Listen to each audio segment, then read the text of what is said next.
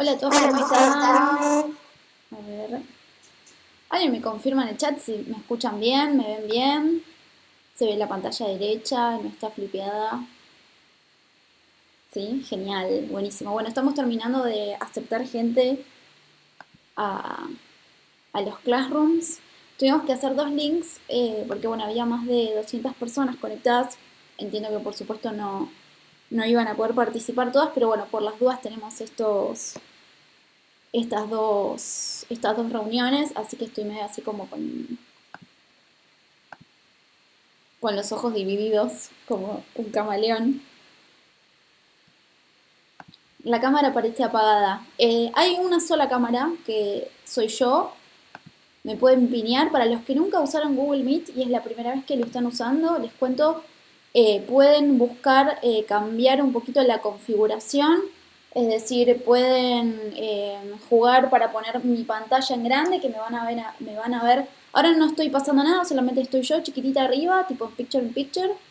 Y todavía no estoy pasando nada en la presentación. Me pueden pinear si quieren con el botón de pin que dice fijar en español para verme grande. Se ve bien, perfecto. Perfecto, buenísimo. Y les cuento, estamos grabando esto, ¿no? ¿Estás grabando? Sí, Perfecto, estamos grabando la clase por las dudas. Si alguien se tiene que ir o, o se le corta internet o está complicado con la internet, después también la vamos a estar subiendo a YouTube probablemente para que todos puedan acceder. Bueno, creo que ya terminé de aceptar. Igual seguramente si escuchan algunos ruiditos es porque se sigue sumando gente y van a escuchar un ping. Bueno, les doy la bienvenida a todos. Muchas gracias por sumarse a esto. Yo solo veo el logo. Sí, todavía no estoy mostrando nada. Solo deberías ver el logo y a mí chiquitita. En un picture in picture a tu derecha. Me deberías ver chiquitita, Elizabeth. Les decía, muy bienvenidos a este espacio. Les recuerdo, esto es un evento en el marco de Buenos Aires Moda, que es un evento que realiza el gobierno de la ciudad de Buenos Aires y bueno, me dieron la oportunidad de poder participar. No les quiero mentir, pero creo que es el único evento que va a haber en toda esta serie de actividades sobre joyería, así que bueno, buenísimo que se pudieron inscribir. Después alguien me había pedido por mail toda la agenda de... Yo solo veo el logo. No estoy pasando nada, ¿eh? Solo está el logo ahora puesto. Solo estoy hablando y estoy yo chiquitita, nada más, ¿eh? No se preocupen que no estoy pasando nada. Les decía que es la única actividad que hay sobre joyería y alguien me había pedido la agenda de Buenos Aires. No la tengo exactamente, pero la pueden buscar en el Instagram que es Bea Moda. Igualmente después se las puedo buscar y se las paso si les interesa. Quedan varios días, creo que hasta diciembre va a haber diferentes eventos relacionados a moda. De todo lo que me escribieron en el formulario, bueno, encontré cosas súper interesantes. Hay que poner el celu en horizontal para ver todo. Ay, gracias Natalia, gracias por ese dato. Todos los que estén viendo en dispositivos móviles lo ponen horizontal para poder ver completa la pantalla. Si lo están viendo en un celu o en un iPad o en una tablet, lo ponen horizontal. Mil gracias Nati por ese dato, excelente. Y sé que, bueno, muchos están más acostumbrados a Zoom, pero bueno, Google Meet tiene la posibilidad que no tiene restricción de tiempo, así que está bueno porque no nos tenemos que ir rápido. Pero solo se ve el logo. No empecé a mostrar nada todavía, así que solo van a ver el logo, ¿eh? Todavía no estoy mostrando nada. por ahí intenté flipear el celular, se lo tiene. Recuerden lo que dice Nati de flipear el celular, Gabriela, ponerlo horizontal y ahí seguramente me vas a ver a mí. Vas a ver el logo y a mí, derecha a tu derecha en Picture in Picture. Bien, perfecto. Así que bueno, de nuevo muchas gracias. Tenemos gente de todos lados. Hay participantes de México, sí, pero a vos no se te ve. Si lo pones flipeado seguramente me veas. Igual lo importante es que puedan ver la presentación, más que me vean a mí. Yo soy un accesorio acá. Lo importante es que vean la presentación. Así que ahora, Gabriela, cuando empiezo a pasar los slides, me decís si me ves o no. Bueno, les decía que mirando un poquito en el formulario toda la info que me dejaron y las situaciones que me fueron contando, está buenísimo que más o menos todos están como medio en la misma situación. Están tratando de empezar un emprendimiento o ya están con un emprendimiento ongoing y necesitan quizás un poco de asistencia, o son estudiantes y están viendo la posibilidad de empezar a comercializar las piezas. Así que bueno, esta presentación creo que es bastante completa. Me critican mucho porque mis clases son muy largas, así que voy a tratar de no explayarme tanto. Pero bueno, este tema me encanta y me parece súper, súper interesante, así que tengo un montón de información para compartirles. La verdad es que más que una clase, esto es una charla porque también, por supuesto, quiero escucharlos a ustedes y los que tengan ganas de compartirme. Bueno, y yo tengo mucha info y también muchas recomendaciones. Y quizás después ustedes también pueden recomendarnos a todos nosotros otras cosas que se les vayan ocurriendo. Así que bueno, es una presentación más que nada para personas que recién están empezando o que ya están haciendo algún trabajo y necesitan quizás alguna ayuda. Así que traté de ser lo más genérica posible, pero después metiéndome en algunos temas que me parecen interesantes. Así que vamos a arrancar un poco con el tema que nos convoca hoy, que es del diseño a la producción. Me pareció un tema interesante cuando me convocaron de la Ciudad de Buenos Aires para dar algún tipo de charla que tuviera que ver con la moda, porque es algo que realmente queda a veces afuera de los planes de estudio, digamos, de las escuelas de joyería. ¿Cómo pasamos, no? ¿Cómo hacemos ese pasaje de lo que estamos pensando, de lo que estamos diseñando, al producto terminado, al producto final y a la comercialización de eso? Es como que en algunos rubros, quizás muchos de ustedes vienen del rubro de diseño indumentaria, quizás ese caminito hacia lograr el producto terminado está un poquito más claro, ¿no? Sé qué personas me pueden ayudar, sé que hay talleres, sé que hay gente que corta, hay gente que cose, hay gente que se dedica a hacer la moldería y es todo el personal que me va a ayudar a mí a terminar mi producto. Pero a veces en la joyería este camino no está tan claro, me genera muchas dudas, cómo hago, a quién recurro, así que bueno, vamos a tratar de echar un poco de luz sobre esto. Antes que nada quería empezar definiendo un poco algunas cuestiones que tienen que ver con la definición, con la concepción misma de la joyería. Y quería mostrarles este videito del Museo Metropolitano de Nueva York, que me parece muy lindo. En la pandemia estuvieron lanzando algunos videos muy interesantes. Y quería mostrarles este que habla un poco sobre la colección que ellos tienen sobre joyería, así que lo vamos a ver, es muy breve.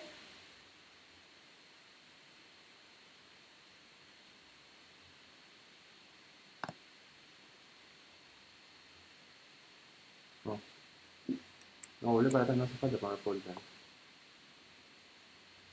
Esperen un segundito que sí, pero no se escucha el audio.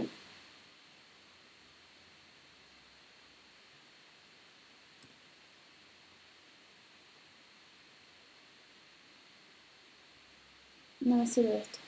No lo puedo poner en español. No, no me sirve. Bueno, ¿cómo hacemos? No, ya está, me puedo poner.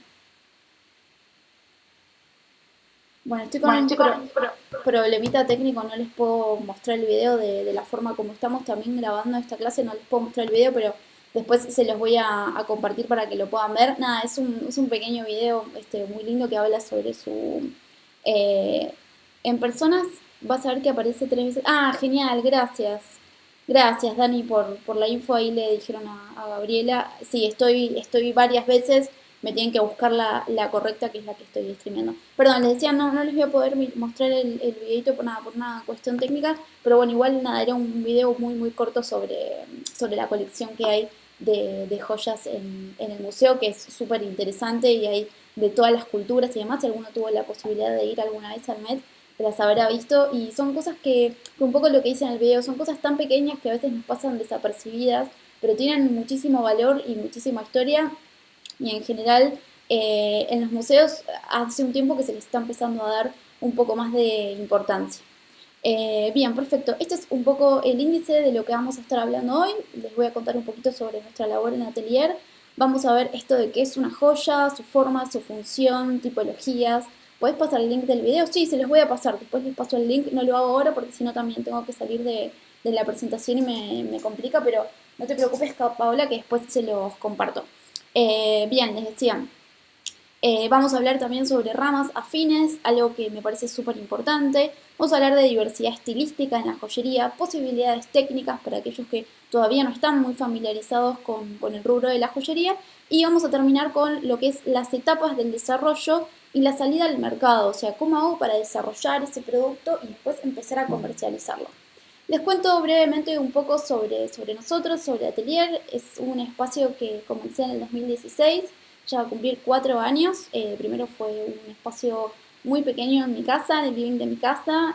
Tenía un taller bastante armado, tuve ganas de dar clases y en un par de meses, en un espacio muy muy pequeño, tenía 8 personas tomando clases. Eso me animó a poder abrir mi primer local que estuvo acá cerquita de mi casa, la esquina de mi casa, realmente.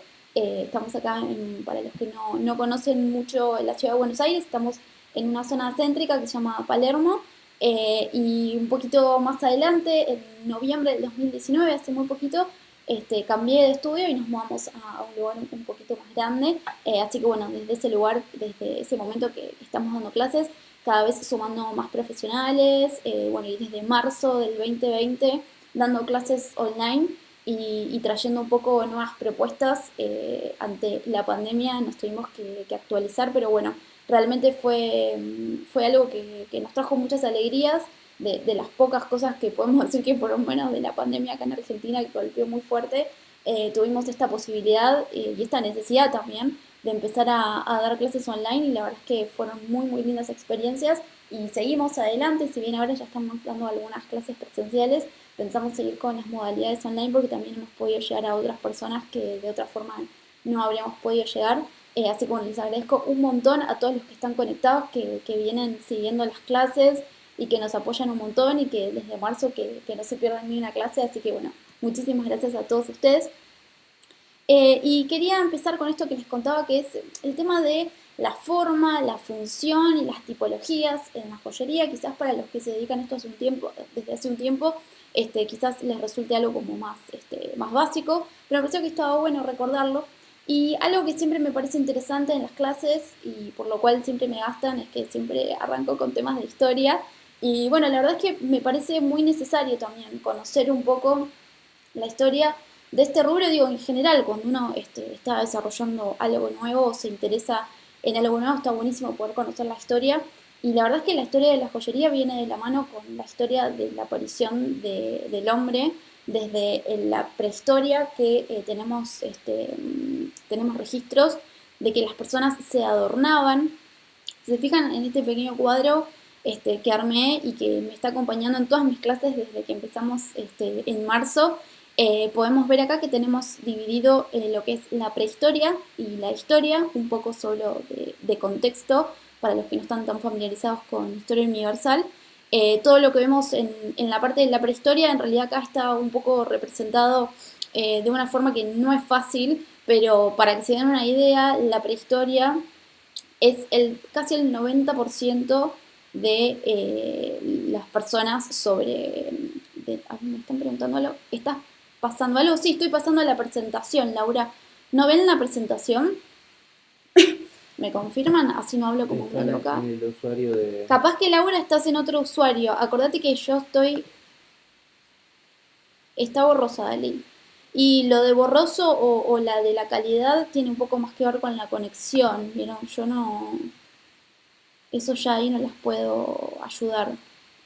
No la veo. Por favor, recuerden pinearme a mí. Recuerden que hay varias Dalilas.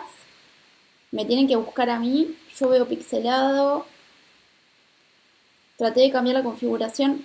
Claro, sí, lo lamento un montón lo de la configuración. Lo que pasa es que esto tiene que ver con el wifi de cada uno. Si no tienen No, buena y la conexión, configuración. Pueden entrar, no me van a estar viendo bien. pueden Ustedes entrar pueden cambiar la configuración si quieren más opciones, en la pantalla principal, en los puntitos. tres puntitos y ahí se cambia la configuración. Seguimos viendo solo el logo. Laura, acordate por favor de buscarme a mí. Tenés que buscarme, hay varias Dalilas, busca donde me vas a ver a mí, donde vas a ver la presentación y te la pones en horizontal. Gracias, Claudia. Aparezco 3 veces, soy la primera. En la primera Dalila me vas a poder pinear. Bien. Ahora sí, perfecto. Gracias, perfecto. Continuamos entonces. Les decía, en este cuadrito que hice que me pareció que estaba bastante bien como para mostrarles un poco este tema del desarrollo de la joyería, en el desarrollo de las civilizaciones, les decía, la prehistoria ocupa el 90% de toda nuestra historia total sobre la Tierra. Acá en la presentación no está tan bien representado eso, pero bueno, por una cuestión de que estaba un poco más despacio, pero también está bueno saberlo, ¿no? Que hace cuán poco que conocemos tecnologías y hace cuán poco que estamos dedicándonos a desarrollar nuevas tecnologías como la conocemos ahora, ¿no? Y les decía, tenemos indicios de que ya desde la prehistoria estábamos adornándonos, las personas usaban diferentes elementos que tenían a la mano para poder colocárselos como adornos. El primer elemento que conocemos que las personas empezaron a usar y a intervenir para poder colocárselos en el cuerpo son las conchas de mar. Todos los productos marinos están muy arraigados con la historia del hombre y con la historia de su tecnología. Las conchas marinas, diferentes moluscos, fibras que tuvieran que ver con diferentes cosas del mar, fueron las primeras cosas de las que se tiene registro que empezamos a usar. Después más adelante vamos a ver que los hombres empiezan a usar huesos, empiezan a usar pelo, plumas y van expandiendo un poco más su universo de materiales. Y en general la técnica para poder incorporar esto en el cuerpo era mediante una perforación que hacían con diferentes elementos punzantes. Y todo esto lo vamos a ver a lo largo de lo que es la prehistoria en el paleolítico, neolítico y mesolítico. Recuerden, la palabra lítico es piedra. Entonces, esta primera etapa de la prehistoria está caracterizada por el uso de las piedras, tanto para usos funcionales, como decíamos, podíamos afilar elementos para después perforar conchas y usarla para joyas, como también para elementos de la vida cotidiana, ¿no? Seguramente alguna vez habrán visto en algún museo, o lo habrán visto en algún libro o en internet, todos esos elementos punzantes que se hacían en la prehistoria.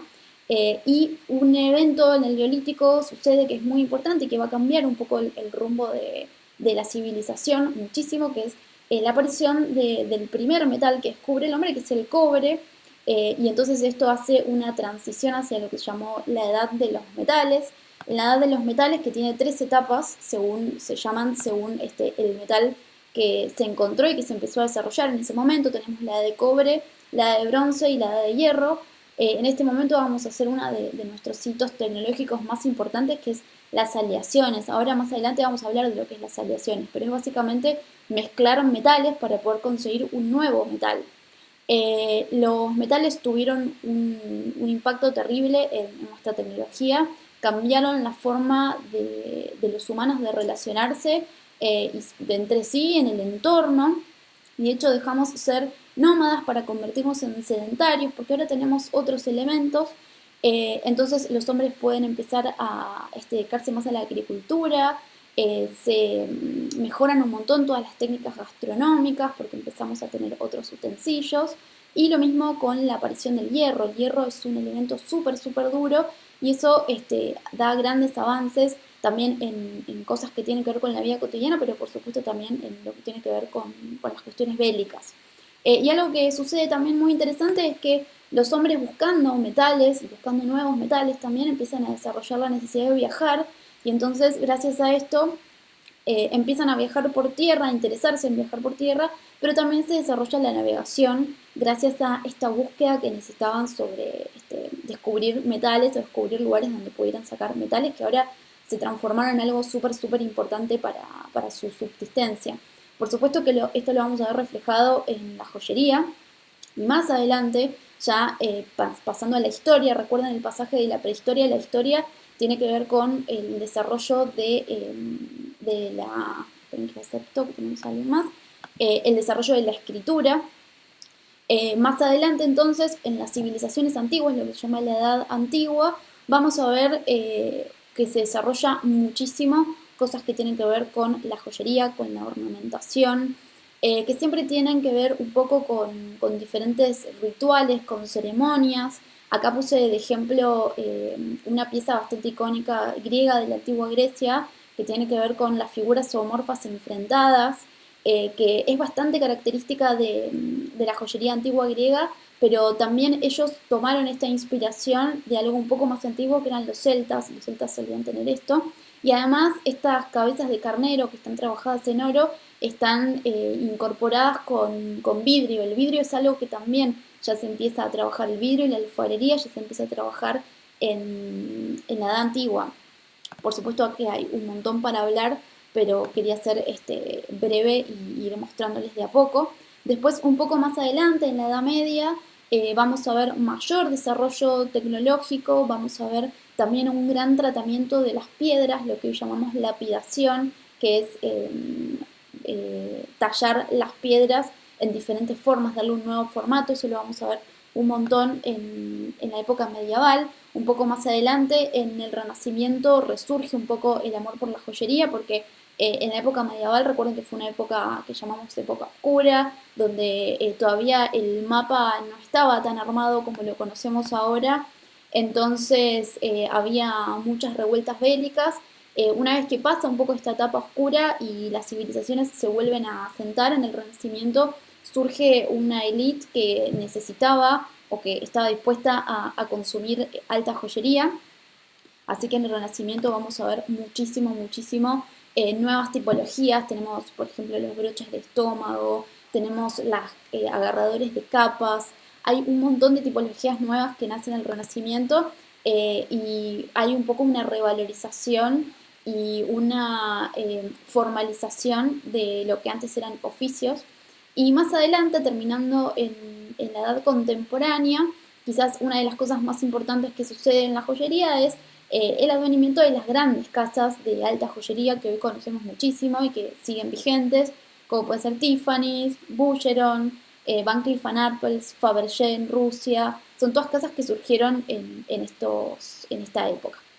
Y quizás algo más para agregar, que ahora en un ratito lo vamos a charlar, es que también en la contemporaneidad, lo que tenemos en los años 60, en la década del 60 al 70, tenemos el surgimiento de lo que conocemos como joyería contemporánea. Vamos a ver ahora un poco bien a qué llamamos joyería contemporánea y por qué. Así que bueno, este era nada más un breve, super mini repaso por la historia de la joyería, también para entender esto que decía antes, ¿no? De cuán antigua es y cuánto la tenemos como incorporada nosotros. Con lo cual esto también nos hace pensar que es muy difícil realmente inventar algo nuevo. Yo pienso que sí, que no todo está inventado, pero también es muy difícil. Y por otro lado, también lo que tenemos de positivo es que tenemos un montón de información para ir a buscar, un montón de cosas en las cuales inspirarnos. Así que está bueno conocer que es algo que nació con nosotros prácticamente. En cuanto a la forma y función, estas son las funciones principales que tuvo la joyería a lo largo de la historia. Podemos decir que fue un símbolo de riqueza, como acumulación de material de valor económico, quizás es algo que llegó hasta nuestros días también. Un uso funcional, por ejemplo, en las fíbulas, que eran ese elemento, ese broche que usaban las mujeres griegas y los hombres griegos también para sostener su vestimenta. Entonces ahí está un poco la discusión, qué hace a la vestimenta, ¿no? Si la joya hace a la vestimenta, si la vestimenta hace a la joya. Podemos hablar también de cierres, de avíos. Hay un montón de cosas que son funcionales dentro de la joyería y que van más allá de un mero adorno. De hecho, si les interesa un poco indagar en este tema, les recomiendo ver todo lo que es joyería antigua romana. Los antiguos romanos trabajaban muchísimo en metal, en tipologías funcionales como por ejemplo cajitas para llevar los médicos, o los que oficiaban de médicos en este momento, para llevar sus medicinas, llaves. Las llaves estaban incorporadas en general a collares, todos elementos tijeras, todos elementos de la cotidianidad, del uso diario, solían estar agarrados al cuerpo de alguna forma, así que si les interesa ver un poco más de eso, se los recomiendo. Después, por supuesto, como simbolismo, para indicar estatus o pertenencia, un ejemplo claro es llevar un crucifijo para indicarle a la otra persona que pertenezco a tal o cual religión. Un anillo de matrimonio le está indicando a las otras personas que tengo un marido, tengo una esposa. O las insignias, por ejemplo, una insignia amazona que le está indicando a los demás que pertenezco a cierto grupo social. Entonces fíjense qué interesante que desde su concepción misma que la joyería tiene algo que ver con la mirada de los demás, ¿no? Más allá del uso funcional, con cómo nos ven los otros y qué puedo comunicar yo usando tal o cual pieza. Después también un uso que tiene más que ver con el pensamiento mágico que se desarrolla desde la prehistoria, que es la protección en forma de amuletos y medallas religiosas.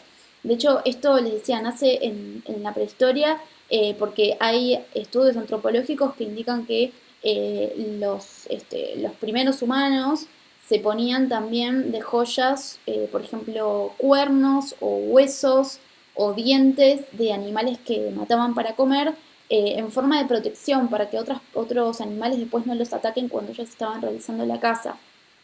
Y después, por supuesto, como expresión artística, para mandar un mensaje. Un poco que también algo que tiene más que ver con la joyería contemporánea y lo que llega hasta nosotros.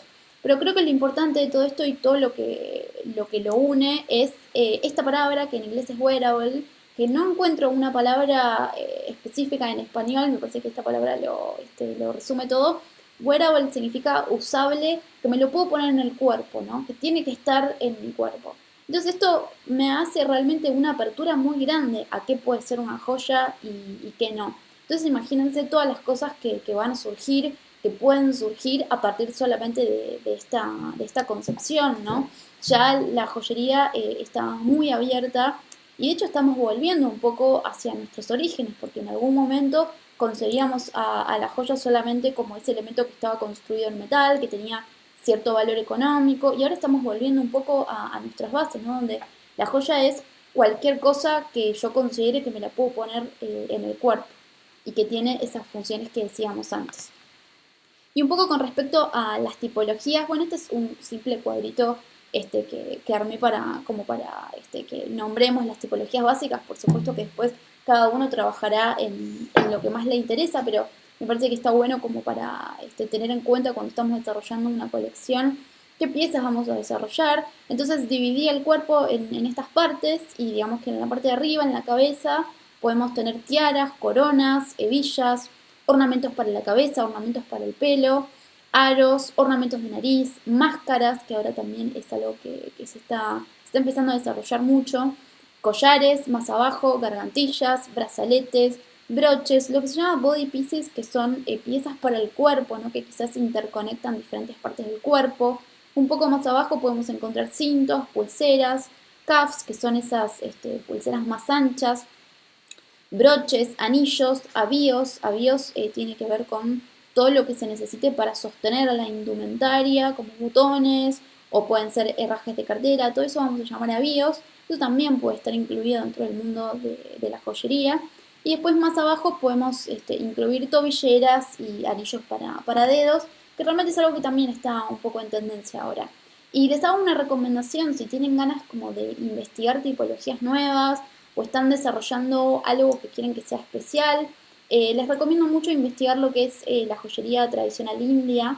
Recuerden que la cultura india es una de las más antiguas, de las más complejas, y ellos han desarrollado ornamentos para el cuerpo que son increíbles. Si ven una boda india es realmente un festín para los ojos porque está lleno de cosas que a nosotros los occidentales realmente se nos escapan y ellos han sabido adornar todo su cuerpo, incluso con fines ceremoniales. Así que como recomendación, si están desarrollando algo nuevo, les recomiendo ver esto. Muy bien, y algo que me parecía interesante también cuando estamos desarrollando nuestra línea de joyería o estamos trabajando para un tercero para desarrollar líneas de joyería, es importante saber que el joyero hoy en día no hace todo, no se dedica a hacer todo y que realmente las diferentes ramas, afines, se han desarrollado un montón y que ya no depende todo de nosotros o del joyero al cual ustedes le encarguen sus trabajos, sino que podemos contar con un montón de profesionales, además del joyero. Esto es lo que les voy a contar ahora y vamos a definirlo brevemente solamente para que sepan que existen y como les decía, que sepan que pueden contar con estos profesionales. Quería arrancar con la orfebrería, que me parece interesante definir qué es la orfebrería y qué es la joyería, ¿no? Porque en realidad no son la misma cosa y a veces la usamos como sinónimos y en realidad no son. La orfebrería tiene más que ver con objetos funcionales, ¿sí? Por ejemplo, en la orfebrería tenemos lo que es la liturgia, que tiene que ver con elementos ceremoniales, religiosos. Acá en Argentina lo que llamamos platería criolla o platería rioplatense, que es el trabajo de la plata en objetos funcionales que hemos heredado de la colonia española y que, bueno, por supuesto también en el Río de la Plata, en lo que fue el virreinato del Río de la Plata, también se desarrolla, en Bolivia, en Chile, en Perú. La cuchillería también es parte de la orfebrería, los ornamentos bélicos o recreativos, ¿sí? Esta imagen que estamos viendo es de la máscara de Tutankamón, que es su máscara mortuoria. Esto es de aproximadamente el 1300 a.C., para ver un poco también que estas civilizaciones antiguas ya tenían una maestría increíble del trabajo del metal. Esta máscara está toda hecha en oro y después está incrustada, o sea que acá hubo un trabajo de lapidación, ¿no? De corte de las piedras, totalmente incrustada en piedras naturales, que son lapislázuli y cornalina, y además tiene trabajos en vidrio. Por ejemplo, la barba de Tutankamón acá está hecha en vidrio. Y otro ejemplo un poco más cercano a nosotros son, por ejemplo, los tumis incas, que los tumis eran unas especies de cuchillos ceremoniales que usaban en la cultura india, en la cultura inca para poder hacer ceremonias ¿cómo es? De sacrificios de animales o de personas. Esto también sería un ejemplo de orfebrería y algo mucho, mucho más cerquita a nosotros los argentinos. Puede ser lo que es la orfebrería tradicional criolla y acá la vemos aplicada en el bastón presidencial, que es un elemento que se le da a nuevos, se genera uno cada vez que asume un presidente nuevo, se les da este bastón un poco como en una ceremonia, ¿no? Y en general este bastón ya hace muchos años que los hace la misma familia, que es la familia Pallarols. Juan Carlos Pallarols es el señor que se dedicó a hacer estas cosas y siempre es un encargo que siempre se le hace a él. Y algo interesante para saber es que cuando sucede este evento, ¿no? Cuando renovamos presidente, él siempre invita a su taller a la gente que tenga ganas de ir y podés darle un martillazo al bastón y, bueno, ser un poco parte de esto. Otra rama afín a la joyería es la lapidación, por supuesto, que es el corte de las piedras. O sea que nosotros contamos con esta posibilidad también. Si de repente nos interesa comprar material gemológico en bruto y queremos llevarse un lapidador para darle forma, podemos hacerlo. O compraste una piedra que no te entró en la estructura metálica que hiciste, puedes llevársela al lapidador para que la modifique. Tienen un montón de posibilidades. O querés generar alguna forma nueva, querés hacer algún objeto o algo que se te ocurrió en piedra, puedes hacerlo y llevárselo al lapidador, así que cuentan con eso. En la lapidación también me parece importante remarcar que tenemos dos grandes formas de talla. Una es la talla brillante, que es esto que estamos viendo acá, que es el diamante Hope, que tiene una talla cushion, se llama, de almohadón. Y la anterior que vimos antes, que es un ópalo de fuego, donde tenemos la clásica talla cabullón. Cabullón es cuando no tenemos facetas, sino que tenemos un domo en la parte superior y puede haber de diferentes formatos, muchas morfologías. Acá tenemos un poco algunos ejemplos de tallas brillantes. Y después contamos también con engarzadores. Los engarzadores son los profesionales que se van a dedicar a sujetar las piedras está mal dicho piedras, perdón, que siempre le digo, en realidad es rocas o cristales o minerales, pero bueno, un poco acá en Argentina siempre decimos piedras, pero bueno, en gemología, en mineralogía no está bien dicho.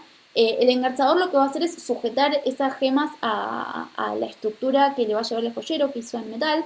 Algunos engarces los puede hacer el joyero perfectamente, como por ejemplo engarzar cabullones, eso perfectamente lo podemos hacer, siempre teniendo en cuenta las dimensiones, ¿no? Si no es algo muy pequeño, en general un joyero lo puede resolver. Ahora, cuando estamos hablando de algo muy chiquito y en general hablamos de tallas brillantes, ya la complejidad es otra y a veces el engarzador tiene otros elementos con los cuales nosotros no contamos, como por ejemplo un microscopio, ¿no? U otras herramientas más específicas. Entonces en ese caso siempre es recomendable recurrir un poco al engarzador.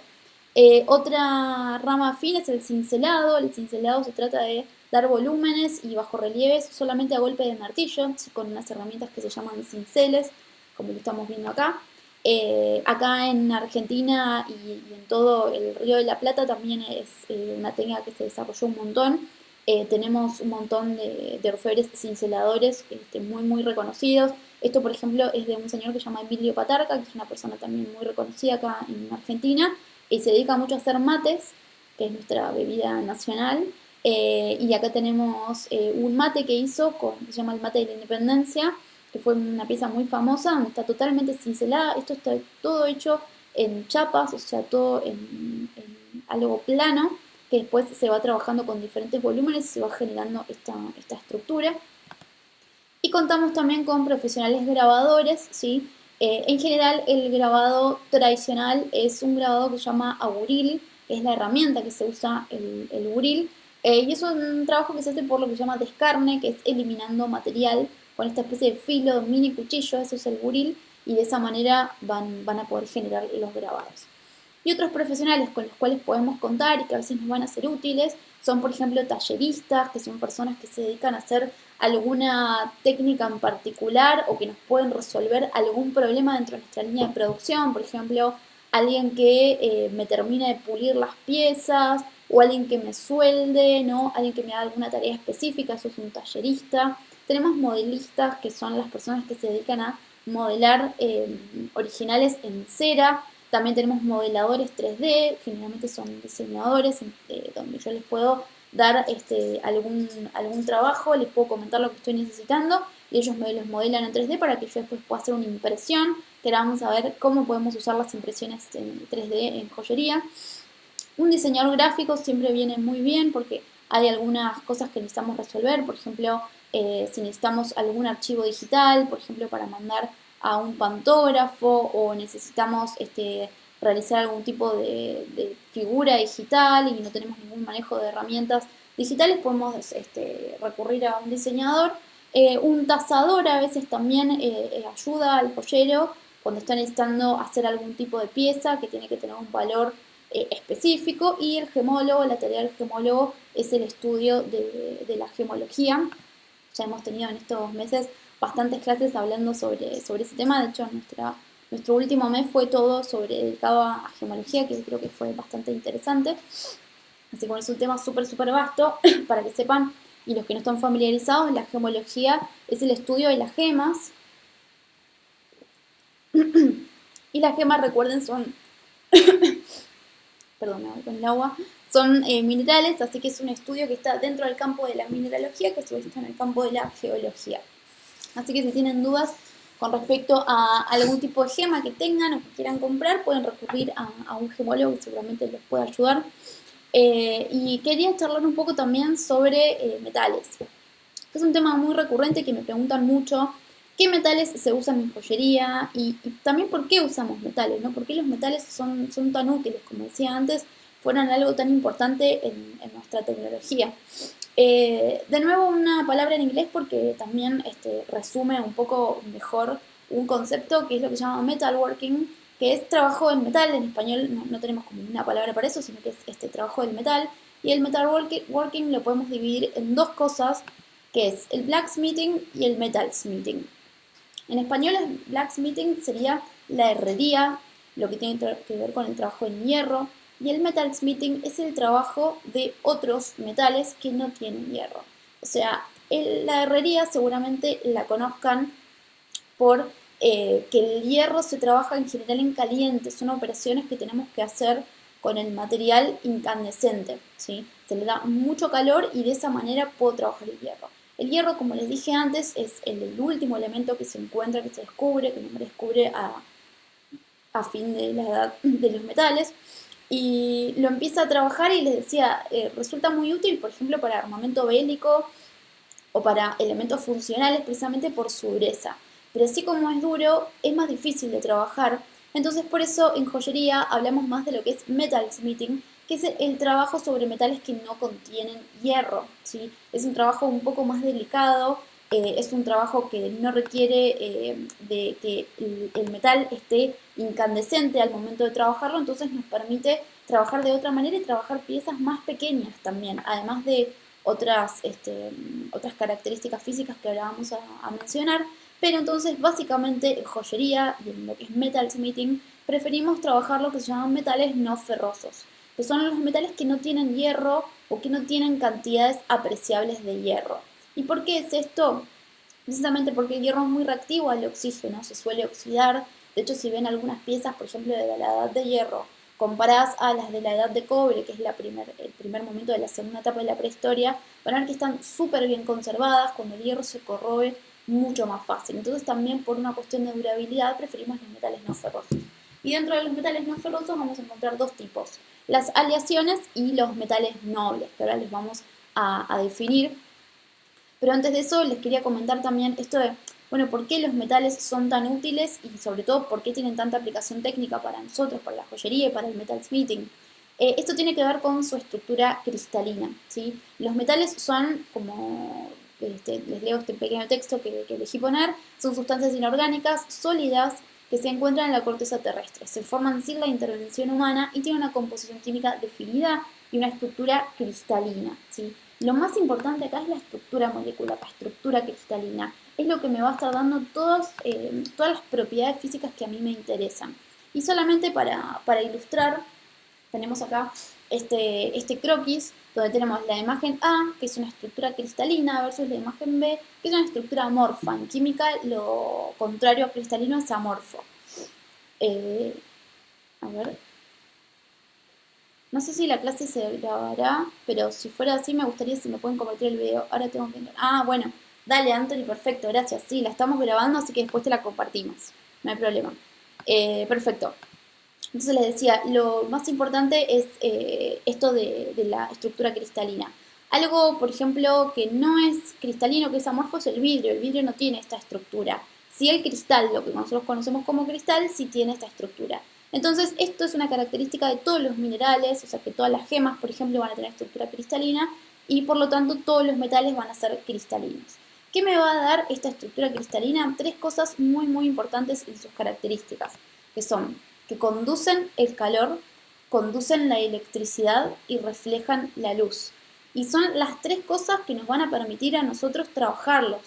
Que conduzcan el calor me va a permitir a mí soldarlos, hacer las operaciones de soldadura, por ejemplo, porque el calor se va a transmitir a través de todo el sistema que yo esté calentando.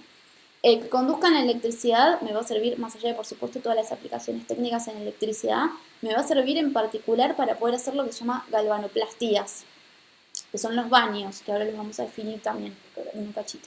Y después que reflejen la luz, me van a permitir a mí lograr algo que es único y que es particular en en los metales, en este tipo de materiales, que es el brillo metálico, ¿sí? No hay otro elemento que tenga esta característica que no sean los metales. De hecho, es tan característico que lo usamos para definir otras cosas biológicas. Por ejemplo, hay muchas colonias de bacterias que por su composición y por diferentes elementos que suceden cuando están exudando cosas, terminan teniendo un brillo iridiscente al que llamamos brillo metálico. Pero realmente no hay otro elemento que tenga este tipo de brillo. Entonces eso nos va a permitir nosotros lograr lo que conocemos como pulido espejo, que es ese brillo increíble en las piezas metálicas. Y además la estructura cristalina me va a dar otras oportunidades en lo que es la mecánica de los materiales, que son básicamente cuatro propiedades físicas muy importantes para nosotros en el trabajo del metal, que es la maleabilidad, la ductibilidad, la tenacidad y la resistencia mecánica. Que los materiales sean maleables me va a permitir a mí laminarlos. Para los que no están familiarizados con el término, la laminación es poder llevar un metal a un formato de chapa, ¿sí? De plancha, que es uno de los formatos más básicos en los cuales podemos trabajar. La ductibilidad me va a permitir hacer la trafilación o trefilación, que es poder pasar metal por la trefila o la trafila, que es el elemento que usamos para poder generar hilos. O sea, gracias a que sea dúctil podemos generar alambres. La tenacidad es la resistencia a los golpes. Me va a permitir mandrilar un anillo, me va a permitir mandrilar una pulsera. Poder darle formas a un metal sin que se rompa tiene que ver con la tenacidad que tienen. Y después tenemos la resistencia mecánica, que es la posibilidad de poder torsionarlos, doblarlos, por ejemplo, gracias a todas estas propiedades podemos hacer lo que se llama foil forming, podemos hacer cadenas, tenemos un montón, podemos hacer hilo trenzado, hilo torzado, ¿no? Todo esto tiene que ver con la resistencia mecánica que tienen los materiales. Entonces, solamente para ilustrar para los que recién se están metiendo un poco en el trabajo del metal, estas son las presentaciones básicas en las cuales podemos encontrar los metales en general, que son chapa, como decía antes, lo más básico en lo cual podemos trabajar en un metal, es cortando una chapa. Podemos encontrar el formato que se llama fleje, que es cuando tenemos un tipo de cinta metálica, o sea, acá tenemos un ancho y un espesor para seleccionar. Después tenemos lo que conocemos, acá en Argentina le decimos charnelas, que es tubos, no sé en otros países si tiene otro nombre, pero bueno, acá tenemos ese nombre. Y después tenemos lo que conocemos como hilos, que son básicamente alambres, en joyería le llamamos hilos. Creo que en todos lados también le llaman hilos, pero si en su país le dicen distinto, me lo pueden dejar en el chat. Y este hilo puede ser redondo, puede ser cuadrado, puede ser triangular, puede ser hexagonal. Tenemos un montón de posibilidades para este hilo. Entonces, también algo que me parecía importante que decíamos antes era el tema de definir los metales nobles versus las aleaciones. Cuando hablamos de metales nobles, estamos hablando de metales que son químicamente inertes. Esto quiere decir que no van a reaccionar o que no reaccionan tan fácil con otros compuestos químicos. Entonces no son tan fáciles de oxidar ni de corroerse y tienen algo que se llama aparente inalterabilidad, o sea que aparentemente permanecen inalterables a lo largo del tiempo. Por eso puedo una joya que está hecha en oro, que está hecha en plata, la puedo pasar de generación en generación o nunca pierde su valor, ¿no? Por esta inalterabilidad. Son elementos que están en la tabla periódica y en general tienen un alto valor de adquisición. Son elementos como los que nombraba antes, el oro, la plata, el platino, el rodio. Y después tenemos lo que se llaman aleaciones, que son composiciones que están hechas con dos o más metales. Entonces, si tengo una composición hecha con dos metales, la voy a llamar aleación secundaria. Si tengo una con tres, aleación terciaria y así. Acá en joyería, y acá en particular en Argentina, lo que más usamos es bronce. Creo que en otros países también le dicen latón. La diferencia está en la composición, pero en general es más o menos lo mismo. El bronce está compuesto por cobre y estaño, es una de las aleaciones más antiguas que conocemos. Como dije antes, esto se desarrolló en la prehistoria, en la edad del bronce. Y después tenemos la alpaca, que es algo que usamos muchísimo en Argentina, como una alternativa a la plata, que es una composición de zinc, cobre y níquel.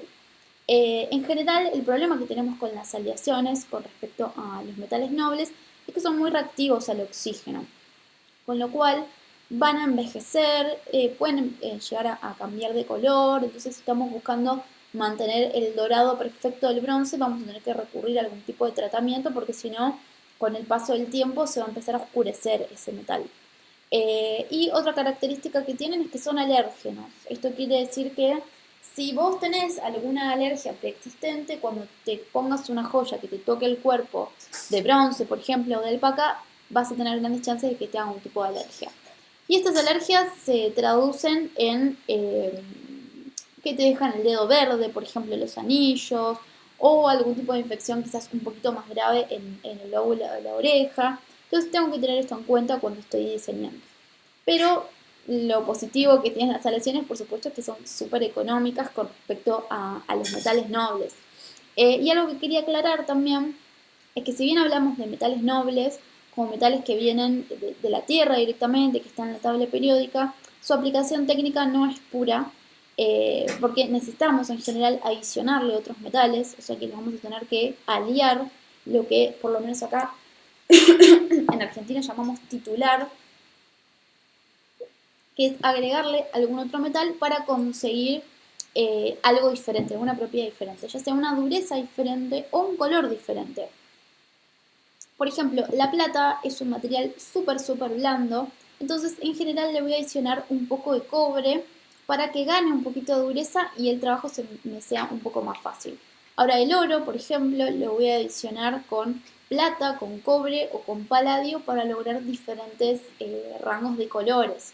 En la plata esto nos va a afectar en la nomenclatura. Vieron que siempre decimos que la plata es 900, 925, 950. Esto tiene que ver con la cantidad de cobre que se le adiciona a la plata. Entonces, en 1000 partes, por ejemplo, en una titulación 900, 900 son de plata y el resto son de cobre. En una 925, que es la titulación que usamos en Argentina, también heredada de la colonia, es 925. Si nos vamos a Perú, por ejemplo, la plata es 950, en México podemos encontrar plata 800, ¿no? Y en general estas titulaciones tienen que ver con una tradición local, si no hay una fórmula matemática acá que me esté diciendo, bueno, este producto tiene que ser 900 o tiene que ser 925, sino que tiene que ver con esto. Y en el caso del oro, les decía, el tema del quilataje del oro es un poco más complejo, pero solo para que lo tengan en cuenta, hay diferentes nomenclaturas y cuando hablamos de oro 24 quilates estamos hablando de un total que tiene 99,9% de oro y después eso va bajando. ¿Y por qué es 99,9% de oro? Porque también o vamos a agregarle otro metal por una cuestión técnica o también tenemos que pensar que cuando se minan los minerales no salen de un agujero en la tierra donde todo el tiempo me están dando metal, no hay un duende que me dé el metal que yo estoy buscando, sino que se minan de algo que se llaman menas minerales, es decir, en la búsqueda de algún tipo de mineral con alguna aplicación técnica, el subproducto va a ser estos metales. O a su vez también estoy buscando algún mineral en especial y tengo como subproducto otros minerales que pueden terminar siendo quizás gemas y seguir un recorrido de material gemológico, ¿no? Entonces muchas veces ese oro, por ejemplo, puede estar contaminado con otras cosas y de ahí viene su quilataje.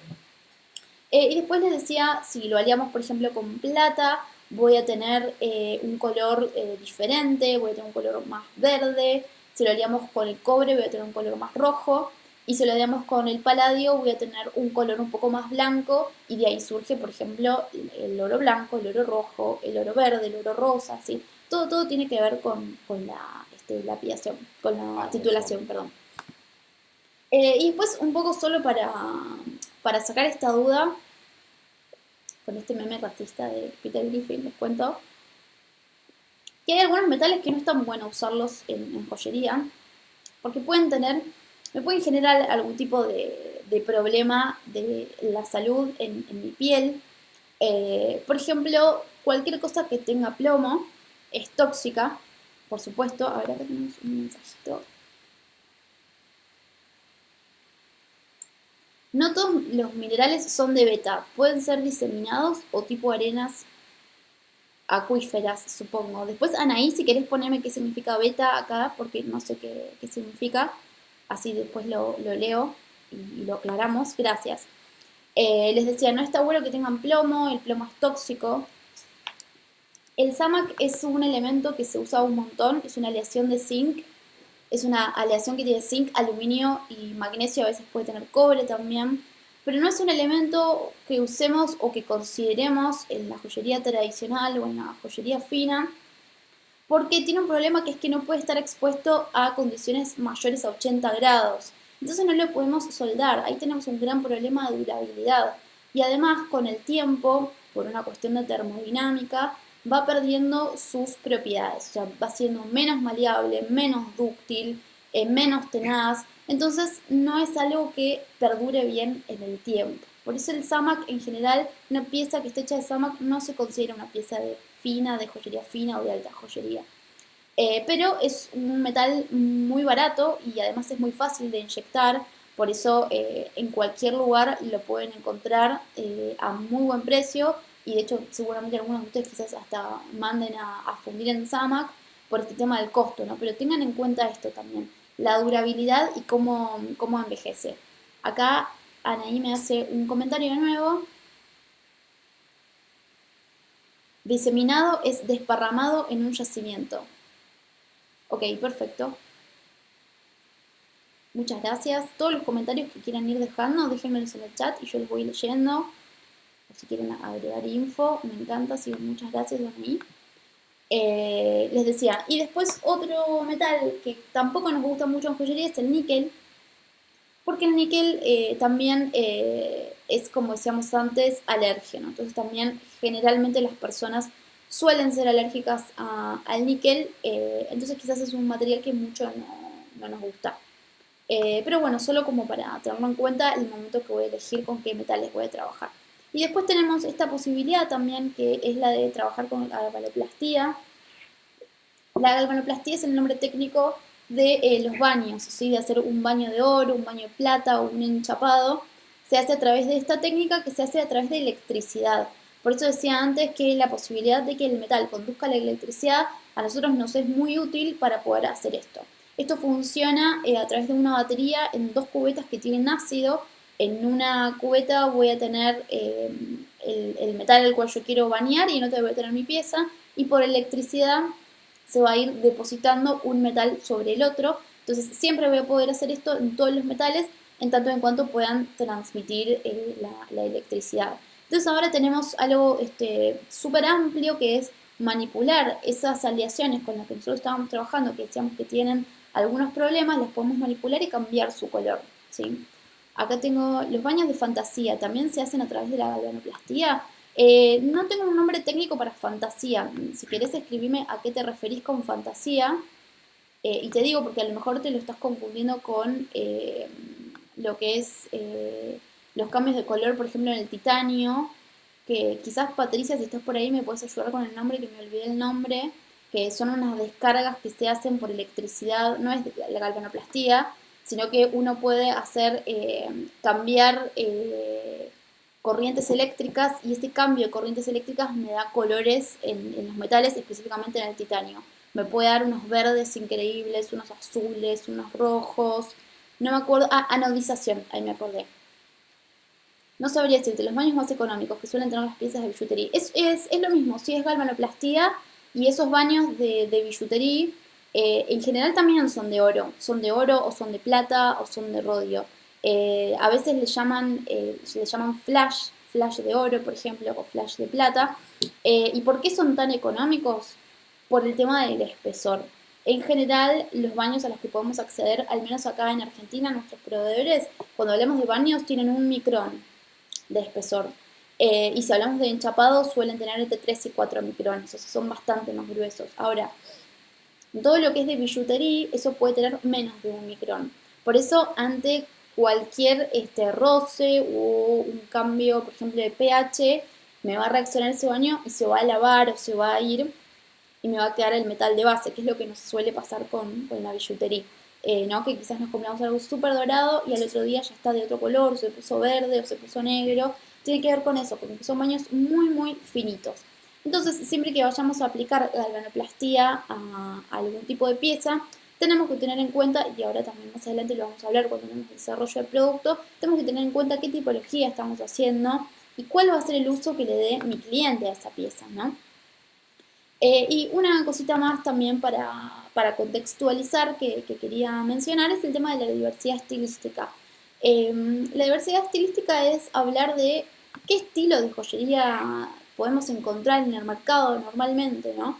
Y esto ya no es algo de libro ni de manual, sino es más una investigación, una apreciación personal mía. Ustedes pueden tener otra opinión y me la pueden poner en el chat. Yo creo que podríamos dividir, entre comillas, a la joyería en lo que es la alta joyería o la joyería tradicional, la joyería de moda o la joyería comercial, la de autor y la joyería contemporánea. Serían como un poco estos cuatro pilares que tenemos para sentarnos a diseñar. No creo que una cosa quite a la otra, ¿no? O sea, si vos haces alta joyería, no me parece que no puedas hacer joyería contemporánea y viceversa, ¿no? De hecho, grandes autores de hoy en día de joyería contemporánea que trabajan con metales alternativos y que nada tienen que ver con el metal, son grandes joyeros, ¿no? O vienen de familias muy tradicionales de joyería. Así que no me parece que una cosa quite a la otra, pero sí me parece interesante el momento de sentarme a diseñar. Quizás esto a veces me acota un poco el universo y puedo entender un poco más en el mercado en el cual voy a trabajar si mi interés es comercializar esas piezas, ¿no? Cuando hablamos de alta joyería, un poco esta es mi definición, estamos hablando de piezas que están hechas con metales nobles en general, o sea, es muy raro encontrar un baño. Estamos hablando de gemas preciosas, o sea, de gemas de gran valor gemológico. Hablamos de técnicas clásicas de trabajo. En general se prefiere un diseño atemporal, tienen un alto valor intrínseco y un alto valor percibido, y en general se trabaja en ediciones limitadas. Esto que les estoy mostrando es una pieza de Cartier del 75 aproximadamente, que es una pieza muy interesante porque fue hecha para María Félix. Hay una historia que cuentan que supuestamente es verdad, que es que ella fue hasta un local de Cartier con un yacaré bebé o con un cocodrilo bebé y les dijo que quería que le hagan una joya con eso. Bueno, entonces esta fue la primera pieza que desarrollaron, la de los cocodrilos, y después, ya que tuvo mucho éxito, después a desarrollar toda una línea que tenía que ver con los reptiles. Este es otro ejemplo, que es un anillo de cóctel de Fabergé. Fabergé es una casa muy muy importante rusa, que quizás la conozcan por el desarrollo de los huevos Fabergé. Es una casa tradicional que al día de hoy siguen trabajando y que se han sabido adaptar también, a pesar de algunos altibajos que estuvieron en el mercado, se supieron adaptar. Y hoy en día, si ves la colección, han llevado toda esa tradición y toda esa iconografía que ellos tenían de los huevos, la llevaron a diferentes tipologías y diferentes formatos mucho más reducidos para adaptarlas a la joyería, y hoy sigue siendo de gran valor cultural. Después tenemos lo que es la joyería de moda o joyería comercial. Podríamos decir que es la joyería que tiene variedad de metales no ferrosos, pero preferentemente aleaciones y en menor medida materiales nobles, ¿sí? Vamos a encontrar acá galvanoplastías, vamos a encontrar baños, enchapados. Va a haber una incorporación de materiales que son no minerales y no metales, o sea, no hay gemas, o sea, puede haber, pero además voy a encontrar metales que no son ni gemas ni metales, por ejemplo, vidrios, maderas, otros materiales alternativos. Va a haber gemas semipreciosas. En general, el término precioso y semiprecioso es un término un poco coloquial. En gemología no nos referimos así a las rocas, pero en general hablamos en un lenguaje popular. Las piedras preciosas son aquellas que tienen una dureza mayor a 7 en la escala de Mohs, y las piedras semipreciosas son aquellas que tienen una dureza menor. Entonces acá en la joyería de moda vamos a encontrar otras piezas que en la joyería tradicional no vamos a encontrar. Por ejemplo, un cuarzo, vamos a encontrar quizás una amatista, un lapislázuli, una cornalina, un ágata, que son cosas que generalmente en la tradicional no los encontramos.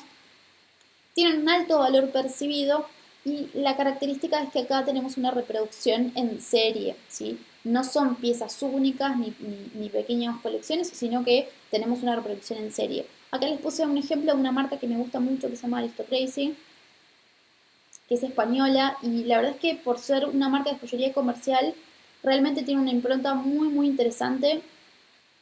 Desarrollan piezas de tendencia, pero también tienen un interés por desarrollar piezas especiales.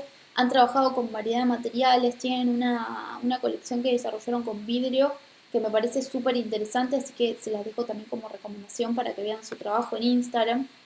Otra marca mega comercial es Swarovski, por supuesto es una marca muy comercial, y que lo que tiene Swarovski es que ellos patentaron sus cristales son especiales. Recuerden, los Swarovski no son rocas, no son piedras naturales, sino que son un tipo de cristal industrial, y ellos han logrado variedad de colores, una dispersión de la luz espectacular. Tienen un juego una colección de Swarovski que tienen la misma dispersión que los diamantes. Es muy interesante lo que lograron hacer de manera sintética, y tienen piezas con un lenguaje muy fino, con un lenguaje de alta joyería, pero con materiales bastante más económicos, y que bueno, vos un Swarovski lo puedes conseguir en cualquier lado, en cualquier ciudad del mundo, en un free shop lo puedes encontrar. Lo mismo la marca TUS, que quizás es un poco más popular, tiene diseños un poco más populares, pero que también desarrollaron una iconografía propia, que es esta del osito. Y también TUS es una marca que puedes encontrar en cualquier lado, por eso la caracterizamos como algo comercial. Y después podremos decir que tenemos lo que es la joyería de autor. Relacionan mi trabajo un poco más a esto. En la joyería de autor lo que vamos a ver es también variedad de materiales no ferrosos y materiales nobles. Vamos a ver baños también. Hay una incorporación también de materiales alternativos. Vamos a tener gemas preciosas y semipreciosas. Pero acá, a diferencia del diseño de la joyería de moda, donde hay más un interés por la tendencia, acá hay un poco más de interés en el diseño. Tiene un alto valor percibido, y en general, a diferencia también de la comercial, vamos a ver que tenemos ediciones limitadas o reproducciones seriadas limitadas. Yo, por ejemplo, en mi caso, suelo trabajar mucho con gemas que voy consiguiendo de diferentes proveedores. Entonces quizás compro, no sé, un lote de 4 o 5 gemas de la misma familia, quizás, no sé, 4 o 5 gemas de la familia berilio, y desarrollo esas piezas, y después no tengo cómo reponerlas porque quizás las compré en un viaje o me las trajo un proveedor especial de algún viaje. Entonces quizás la joyería de autor tiene un poco más que ver con esto. Tengo acá otro ejemplo para mostrarles de una alumna que hace unas piezas muy muy interesantes. Su proyecto se llama Sin Fin Joyas y ella trabaja con lo que es inmersión de naturales para cera perdida.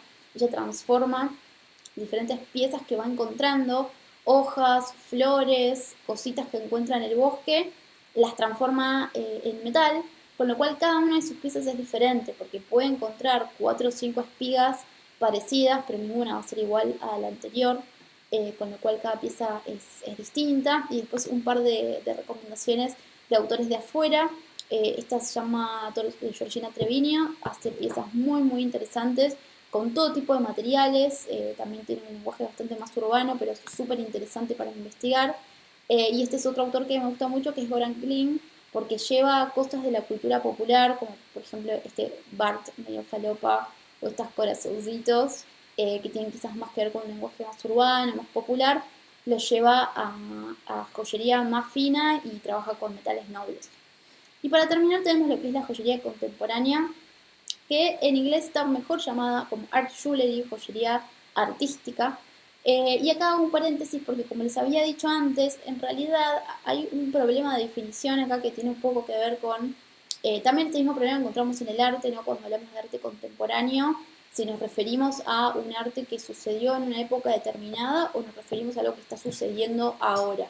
Bien, en general la joyería contemporánea se referencia a un periodo específico que sucedió entre los años 60 y 70, donde imagínense el contexto, ¿no? De ese momento, guerra, ahí aparece la cultura hippie, ¿no? Estamos como en un momento de ebullición social muy importante y un grupo de artistas que venían más de una academia de bellas artes decide aplicar todo eso que sabía de arte, pero llevarlo a la joyería. Entonces empiezan a hacer cosas como muy desafiantes, como usar materiales que nunca antes se habían considerado joyas. Ellos los empiezan a usar, por ejemplo, no sé, madera, papeles, cueros, los empiezan a usar en su desarrollo, lo llevan a las galerías de arte y dicen, esto es una joya. Entonces es un poco revolucionario y un poco desafiante para esa cultura que estaba cayendo un poco, ¿no? Que tenía que ver con la elite, con la exclusividad. Y entonces son un poco los que abren la puerta a que hoy podamos tener tantos autores que desarrollan un montón de joyas con cualquier elemento que tienen a la mano. Un poco en ese momento se dice que se democratiza la joyería. Ya hoy es algo discutible porque una pieza de joyería contemporánea que se exhibe en una galería de arte o que se vende en una ruta artística tiene un valor que está muy por encima a veces de una joya fina, así que ya esa democratización ya no existe. Pero bueno, como estamos hablando de una pieza artística, tiene que ver con los mismos inconvenientes que va sorteando también el arte, ¿no? Y su comercialización. Acá tenemos un ejemplo de un artista que trabaja con papel, se llama Tai Chen, y lo que hace es intervenir papel y madera. Esta es Flora Baggy, que trabaja también con papeles, pero de una forma particular, porque ella lo que hace es trabajar con libros viejos. Si se fijan, esto es un corte transversal de un libro. Acá ahí abajo pueden ver el pegamento del libro, ¿no? Del lomo. Entonces también los corta, los interviene. Algo un poquito más latinoamericano, tenemos esto de Fabiana Adano, que es una argentina muy reconocida en la joyería contemporánea. Ella usa plásticos recuperados, les hace algún tipo de tratamiento y después los incorpora en sus joyas. Y también una persona bastante reconocida en Argentina es Jorge Castañón, que es un señor que se dedica a usar maderas recuperadas de barcos hundidos. Así que su relato es muy interesante y sus piezas tienen mucha historia detrás, lo cual es muy interesante. Por supuesto que estamos hablando, siempre que hablamos de este tipo de piezas, en general hablamos de piezas que probablemente vayan a estar exhibidas en un museo, ¿no? Porque imagínense un pin de Flora Gaggi que está hecho de papel, me dura una lluvia. Entonces no son productos quizás tanto pensados para el uso, sino más bien pensados para transmitir un mensaje, pensados para un poco para estar colgados en una pared. Tenemos también que entender eso. Y después quería hacer un breve repaso para todos los que no estén tan familiarizados con las técnicas que se usan en el metalsmithing, en el trabajo del metal. ¿Cuáles son las posibilidades técnicas que tenemos? Porque Me pasa mucho que me contacta gente para empezar a desarrollar una línea de joyería o que quizás trabaje en alguna marca de ropa y quieren empezar a desarrollar joyas para esa marca, pero no tienen idea de las posibilidades técnicas. Mi recomendación siempre que hacemos, nos vamos a embarcar en algo nuevo, es tratar de conocerlo lo más a fondo posible. Así que un poco les quería contar cómo se trabaja en la joyería, qué posibilidades tienen. Tenemos básicamente dos grandes mundos para trabajar. Uno es lo que se llama forja, que es el trabajo directo sobre el metal, es decir, agarrar el metal y hacerle diferentes operaciones para conseguir lo que estoy buscando. Y otro es la cera perdida, ¿sí? Que es una técnica de trabajo indirecto sobre el metal. En la forja lo que puedo hacer es calar los metales, los puedo cortar, ¿sí? Estas son operaciones que en general se hacen a mano. Gracias a la ductibilidad y a la maleabilidad que tienen, puedo, por ejemplo, calar algo y doblarlo para transformarlo en un anillo. Casi todos los elementos que usamos son manuales, o sea que cuando encarguemos este tipo de trabajo, si no lo vamos a hacer nosotros, sepan que va a tener un tiempo de desarrollo porque esto lo hace una persona a mano. Tiene mucho tiempo de terminación, se usan muchos lo que llaman esmeriles, que son lijas, también lo conocemos como papel de lijas, para hacer terminaciones, ¿no? Y podemos trabajar con diferentes morfologías, podemos trabajar con la chapa y martillarla hasta lograr darle algún volumen, o podemos trabajar también con hilos, con flejes, ¿sí? Y también doblarlos para darles diferentes formas. Estos, por ejemplo, son dos trabajos míos que hago con doblando simplemente hilos, ¿sí? Son bastante simples, pero han tenido un tiempo también de planificación y de proyección. Y les decía, la otra posibilidad que tenemos de trabajo en joyería es la cera perdida, que es una técnica también que a veces cuando la explico parece como súper tecnológica, pero es algo que venimos haciendo desde el siglo I antes de Cristo. Es una técnica muy muy antigua y básicamente consiste en esculpir una pieza en un tipo de cera, que en general usamos un tipo de cera específica para joyería, o pueden ser, imagínense que hace 1000 años no había cera para joyería, entonces lo que se usaban eran ceras naturales, como ceras de abeja, por ejemplo.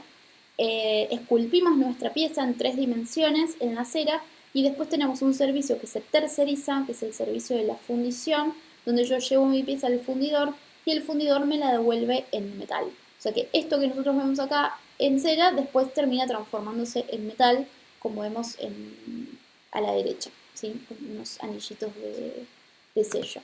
Bien, este proceso lo voy a intentar explicar, no es muy simple, pero básicamente lo que hace el fundidor, que es el señor al cual nosotros le vamos a llevar nuestras piezas, lo que hacen es primero hacer lo que se llama árbol de fundición, donde van a incrustar no solamente mis piezas, sino las piezas de todos sus clientes, las van a incrustar en un árbol. Ese árbol, que tiene un centro de cera, así como una especie de vela, de vela de las que prendemos cuando se corta la luz, lo va a llevar a un yeso que está líquido. Ese yeso, después que tiene dentro el árbol, va a ir a un horno industrial, y ese horno lo que va a hacer es evaporarme la cera de ahí adentro. Con lo cual lo que voy a tener es un contramolde de yeso, el cual después voy a usar para rellenar con metal líquido. Entonces de esa manera voy a tener de nuevo mi arbolito con todas las piezas metálicas. Esta es una técnica, les decía, súper antigua, que además incluso es la técnica por la cual se hicieron todas las estatuas que conocemos que sean metálicas, de bronce o de cobre, ¿no? Así que es algo bastante antiguo. Si bien por supuesto ahora tiene modificaciones y tiene formas de hacerlo, de optimizar este proceso, es un proceso muy muy tradicional. Y gracias a este proceso también podemos hacer lo que se llaman moldes, los moldes de caucho. Eh, yo les estaba mostrando recién unas piezas como muy prolijas y con acabados muy suaves, pero también a través de la cera perdida puedo llegar a hacer estas morfologías un poco más orgánicas. Eh, Dentro del universo de las ceras podemos conseguir lo que son las ceras duras, como esa cera verde que les mostré recién, y tenemos también lo que son las ceras blandas. Con las ceras blandas podemos generar estas morfologías diferentes, como les decía, quizás más orgánicas, donde podemos jugar un poco más con las texturas, también lo podemos hacer a través de las ceras blandas. ¿Qué posibilidades me va a dar la cera perdida? Que además de yo llevarla al fundidor para que metalice una pieza de cera, también puedo llevar una pieza, por ejemplo, que fue cortada por corte láser de un acrílico. Entonces acá se me abre otra posibilidad, que es la de poder dibujar algo, por ejemplo en Illustrator, y después llevárselo a un proveedor de corte láser que me corte esa pieza y esa pieza después yo usarla para la fundición a la cera perdida. Con lo cual acá ya en realidad no estamos hablando de cera perdida, sino es como podríamos decir acrílico perdido, porque lo que voy a perder acá es el acrílico y lo voy a ganar en metal, ¿sí? Y otra posibilidad que tenemos es la de la impresión 3D. La impresión 3D también me da un montón de posibilidades nuevas. Con la impresión 3D también tenemos esta posibilidad de imprimirlo en plástico y después mandarlo al fundidor a fundir al igual que si fuera una cera. Ahora, también lo interesante, les decía, de la cera perdida es que de esta forma, a través de la cera perdida, puedo generar moldes para poder hacer mi producción en serie. Los moldes son con una técnica que se llama caucho vulcanizado, son moldes que copian perfectamente bien la figura que yo mande a reproducir y entonces básicamente para esto se van a necesitar dos herramientas, dos máquinas que tienen, por lo menos acá en Argentina son bastante costosas, por eso es un servicio que en general tercerizamos. Estas máquinas lo que vamos a hacer es, una me va a servir para hacer el molde y el otro me va a servir para hacer las copias. Con la primera máquina que están viendo, que se llama vulcanizadora, vamos a hacer el molde de caucho. Se llama vulcanizadora porque lo que va a hacer es vulcanizar el caucho. El caucho que viene en estas planchas que están viendo ahí amarillas, se va a derretir con mi piecita adentro y después me va a salir un bloquecito de caucho que hay que abrir por el medio y después con la segunda máquina que tienen ahí vamos a poder inyectar cera, como ven acá en esta otra imagen, y de esta manera vuelvo a comenzar el proceso de la cera perdida. Es decir, yo podría hacer todo un proceso donde esculpo una pieza que yo quiero en cera, la mando a fundir, me la devuelven en metal y después con ese metal puedo hacer el molde de caucho vulcanizado para volver a generar toda la rueda de producción. Ahora, este molde no necesariamente lo tengo que hacer con una pieza metálica, también lo puedo hacer con una pieza de plástico de impresión 3D o con alguna pieza de acrílico que haya hecho con corte láser, ¿sí? Cualquier material que soporte presión y temperatura puede ser susceptible de hacerse un molde. Tengan en cuenta siempre que el material que ustedes manden, si no es metálico, para hacer ese molde, les va a venir carbonizado o se les puede romper, ¿sí? Eso hay que tenerlo en cuenta. Y después algo más con respecto a diseñar con gemas, solamente también para nombrar lo que me parecía interesante, podemos básicamente tener tres tipos de gemas. Gemas en bruto. Si trabajamos con gemas en bruto, ustedes piensen que cada uno de los engarces que ustedes hagan se va a tener que hacer de manera individual. O sea, ya sea que ustedes lo hagan o que lo manden a hacer, piensen que trabajar con gemas en bruto, si bien la gema es un poco más económica de comprar, después el engarce va a tener que ser de manera individual. No puedo hacer un molde para esto, porque obviamente cada piedra va a ser diferente. Cuando trabajamos con piedras únicas también tenemos el mismo problema. Acá cuando hablo de piedras únicas hablo de, por ejemplo, cabullones o alguna piedra especial que compré en algún momento. Como les decía antes, yo trabajo mucho con piedras que voy encontrando, con piedras que me parecen atractivas, pero cada una de esas piezas las tengo que generar de manera individual. No tengo posibilidad de generar un molde. Ahora, si trabajo con lo que se llaman piedras calibradas, son piedras que van a ser siempre iguales. Entonces yo puedo trabajar con un calibre, por ejemplo, de una gema talla brillante redonda, calibre 2 milímetros, siempre sé que voy a ir a encontrar en algún lado, algún proveedor va a tener una gema calibre 2 milímetros y la voy a poder incrustar en esa pieza. Entonces ahí ya se me abre la posibilidad de hacer un molde para poder incrustar esa gema. ¿Sí? Eso me parece importante mencionarlo. Y después dos cuestiones que tienen que ver con el grabado, que también me preguntan mucho, es la posibilidad de grabar una pieza. Tienen dos opciones también para grabar algo. Uno es el grabado tradicional que hablábamos antes, que es el grabado a buril. Este grabado va a hacerse de manera individual, ¿sí? O sea, esto se hace a mano, lo hace una persona, un especialista, pero cada grabado va a ser de manera individual. El tipo no es una máquina, o sea que si tengo que hacer un montón de grabados, tengo que esperar primero que tenga un costo alto, porque tiene un gran valor percibido, y después que me va a llevar mucho tiempo. Así que quizás si yo estoy buscando hacer una línea rápida y económica, no voy a elegir un grabado a buril. Voy a elegir esta otra opción que tengo, un poco más tecnológica, que es el grabado a pantógrafo. El grabado a pantógrafo se hace con una máquina especial que se llama pantógrafo, que es como una especie de brazo mecánico donde yo puedo cargarle un archivo de Illustrator o un archivo de AutoCAD y me va a generar la imagen que yo estoy buscando, que yo estoy necesitando. Esto es un ejemplo de unos anillos que hago, que los hago a través de la técnica de la cera perdida, los cuales tienen molde, y después mando a grabarlos a pantógrafo porque los hago personalizados con la letra o con una fecha que me pidan. Entonces, si bien acá sí puedo seriar todo el tema de la base de los anillos, después cada grabado mando a hacerlo de manera individual. Y acá hay otro ejemplo de Floren, también que es una docente del taller, que también usa esta técnica para poder lograr este grabado y que realmente la pieza no se dispare en costos, porque imagínense esta calavera que tiene unas dimensiones bastante grandes, hacerla en un grabado a buril a mano llevaría bastante tiempo y además me aumentaría mucho el costo. Y después tenemos lo que se llaman cuños, que seguramente lo vieron alguna vez, si están en joyería ya saben lo que es, son simplemente aplicar punzones por un martillado. Entonces, si estoy buscando algo fácil, algo rápido y quiero poner algún tipo de grabado, puedo recurrir a los punzones que vienen, por ejemplo, con letras, con números, con formas, con dibujos, y también puedo hacer mi propio punzón. Si por ejemplo quiero estampar mi marca, también tengo esta posibilidad, ¿sí? Por supuesto que hay un montón de recursos técnicos más, hay muchísimos, pero bueno, esto es un poco lo que les quería mostrar.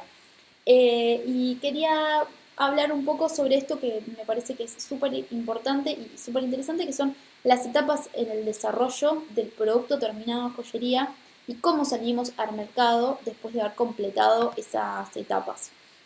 Creo que es importante primero hacer una planificación, quizás entender un poco qué vamos a hacer, a qué mercado vamos a apuntar, un poco teniendo en cuenta esto que les decía antes de la diversidad estilística, si voy a hacer algo quizás más relacionado a la joyería contemporánea o a la joyería de autor, donde no voy a hacer 100 unidades de mi producto, o quizás si lo que estoy buscando en realidad es desarrollar una marca comercial y necesito sacar mucho rápido, voy a tener en cuenta esto al momento de hacer el desarrollo. Y esto de nuevo no es de manual, pero sí, un poco alineé todas las etapas que creo que tengo en mi desarrollo de producto. Y son 12, no sé, me pareció increíble, pero eran un montón. Vamos a empezar con la primera, que me parece que es fundamental, que es la búsqueda de referencias, de inspiración. Esto es algo que veo un montón en las alumnas que vienen al taller.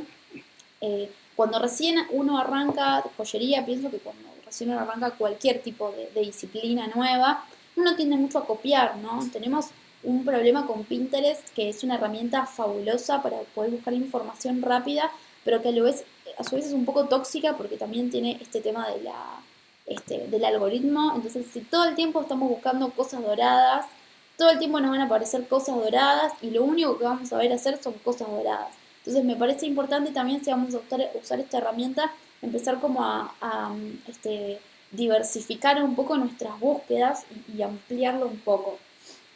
En cuanto a la búsqueda de referencias, para mí lo más importante es que puedan hacer un mood board. La idea del mood board es que puedan tener todas esas cosas, todas esas referencias que ustedes necesitan en un solo lugar y visualizarlas rápido. Ahora, si nosotros todo el tiempo estamos mirando joyería, realmente es muy difícil generar algo nuevo. Entonces, siempre lo que recomiendo es que ese mood board sea bastante completo y que si vos querés hacer joyería, no busques joyería, nada más. Esto es un poco lo que a mí me parece que tiene que tener un mood board, ¿no? Tiene que tener referencias morfológicas. Tiene que tener también una paleta de color, ¿no? Tengo que poder ir y buscar cuáles son los colores con los que quiero trabajar. Tiene que tener texturas. Es importante que yo defina qué texturas voy a usar. Tiene que tener lo que yo llamo temperatura o ambiente o clima, ¿no? ¿Qué clima voy a usar? ¿Voy a estar en un lugar cálido? ¿Voy a estar en algo frío? No sé, fíjense, esto quizás para entenderlo mejor y para sacar referencias, vean películas, no sé, imagínense una película de Wes Anderson, ¿cómo es? Totalmente cálida. Ahora, ¿me la comparás con alguna película de ciencia ficción, no sé, o con algo totalmente opuesto? Voy a ver que el clima es totalmente frío, ¿no? Entonces tengo que entender un poco como cuál es este ambiente que yo quiero generar con mis piezas. Después también el tono me parece importante, ¿no? El tono es, voy a hacer algo gracioso, voy a hacer algo divertido o voy a hacer algo completamente serio y solemne. Eso también me parece importante. Y después por último, ese mood board también tiene que definir un poco el universo de cosas que yo voy a tocar. Por ejemplo, el universo puede ser si yo voy a hablar de arte, si yo voy a hablar de una época en particular, si mi colección va a estar, por ejemplo, basada en elementos de los años 90, elementos de los años 80, si va a estar basada en, por ejemplo, un lugar específico, si va a estar basada en arquitectura o en música, ¿no? Como entender también ese universo me va a ayudar en mi moodboard. Y le voy a mostrar algunos ejemplos más concretos. Por ejemplo, este es un moodboard de Lee. Lee es una marca de joyería súper interesante, creo que es de Inglaterra, no recuerdo ahora, pero es muy interesante para que lo busquen en Instagram, se llama Lee Atelier. Y este moodboard lo fui sacando de elementos que ellos mismos comparten en su feed. Ahora, viendo estos elementos, creo que entiendo muy bien de qué viene la marca y si veo ahora sus piezas, veo cómo se tradujo perfectamente ese moodboard en las piezas y cómo me sirvió y cómo además todo ese moodboard me ha servido para poder generar también el clima con el cual después yo voy a comunicar. Eso me parece súper interesante. Ah, acá me corrigen, la marca es de Canadá, y es de Montreal. Muy, muy interesante para que lo puedan ver. Otro ejemplo de moodboard es esto es de una marca que me gusta mucho también, que se llama Luini. Luini es una marca súper divertida. Fíjense que si uno se mete en su feed, voy a tener estas referencias donde tengo, por ejemplo, una fuente hecha de cosas de inflables de niños. Tengo muchas frases, tengo muchas flores, muchos colores, referencias de mobiliario colorido. Y si nos fijamos, ella esto mismo lo traduce no solo en sus piezas, pero también en su comunicación. Fíjense los modelos que ella usa para poder comunicar sus piezas. Una es su abuela, el otro es Bad Bunny, que es una persona que está muy relacionada a todo como lo gender fluid, lo que es un poco de hombre, un poco de mujer. Entonces ella lo sabe trasladar a sus piezas, que son muy coloridas, pero también a su comunicación. Esto no es un moodboard, esto no está bien, esto no es un moodboard, porque acá lo único que estoy haciendo es buscar referencias de joyería, ¿sí? Nada más, acá no hice un trabajo de investigación, ni de morfologías, ni de color, simplemente fui pegando cosas que me gustaban. Y acá tenemos algo contrapuesto, ¿no? Lo primero que claramente no es un moodboard, y lo segundo que sí está mucho más relacionado a información que a mí me va a servir a la hora de sentarme a diseñar. Tengo una paleta de colores, tengo texturas, tengo hasta opacidades, puedo ver una referencia a una manija, ¿no? Esto es algo que sí me va a servir a la hora de sentarme a diseñar. ¿Qué pasa si yo no hago este trabajo? Me va a pasar esto, que es el copy-paste. Voy a hacer, si no hago un trabajo de investigación, voy a hacer esto que es lo que pasa todo el tiempo y lo que podemos ver, sobre todo acá en Argentina, donde ahora tenemos un gran momento de la joyería y hay mucha gente realizando esta tarea y muchos emprendimientos, por suerte, porque es muy bueno para un rubro que haya mucha gente dedicándose a eso, pero también lo que vemos es que hay mucho copy-paste. Entonces creo que eso es por la falta de investigación. Muchas veces no creo ni que sea a propósito o que la persona quizás no tenga herramientas, sino que es un poco una falta de investigación. El segundo paso tiene que ver un poco con el diseño, ponernos a diseñar. Acá recomiendo, yo creo que un poco el diseño de joyería tiene un poco más que ver con el diseño objetual, más que con el diseño de indumentaria. Entonces lo que recomiendo acá son dos libros que los tengo en PDF gratis para el que le interese, se los puedo pasar. Dos libros, uno es Fundamentos del Diseño de Wissu Wang y el otro es Cómo nacen los objetos de Bruno Murani. Son dos libros que son muy usados en el diseño industrial. Y saqué dos cosas que me parecían importantes de los elementos del diseño del libro de Wang. Uno son los elementos visuales y los elementos prácticos. Él no nos va a definir, yo quiero los libros en PDF, sí, obvio, después también se los paso. Tengo una librería de libros en PDF de joyería súper interesante, así que después se las comparto si quieren participar. Y por supuesto también si quieren aportar libros, siempre me encanta poder sumarlos. Les decía, dentro de esto, Wong define un montón de elementos de diseño y para mí los que quizás más están relacionados o más podemos sacarle provecho en la joyería son los elementos visuales, que son la forma, el tamaño, el color y la textura, y los elementos prácticos, que son los elementos de representación, significados y función. Y acá tengo un poco un ejemplo claro en lo que tiene que ver con los elementos visuales, ¿no? Que dijimos que son forma, el color, la textura. Esta es una hebilla que hice, son unas hebillas para el pelo. Donde acá un poco mi inspiración fueron esto que acá, no sé si en todos lados del mundo es igual, pero estas especies de, ¿cómo se Baranda. llama? De barandas en los edificios de Argentina son como muy tradicionales y tienen estas morfologías muy, muy lindas, se trabaja mucho en bronce esto. Y bueno, de acá un poco saqué la idea, saqué este tema de la textura, este tema del color, ¿no?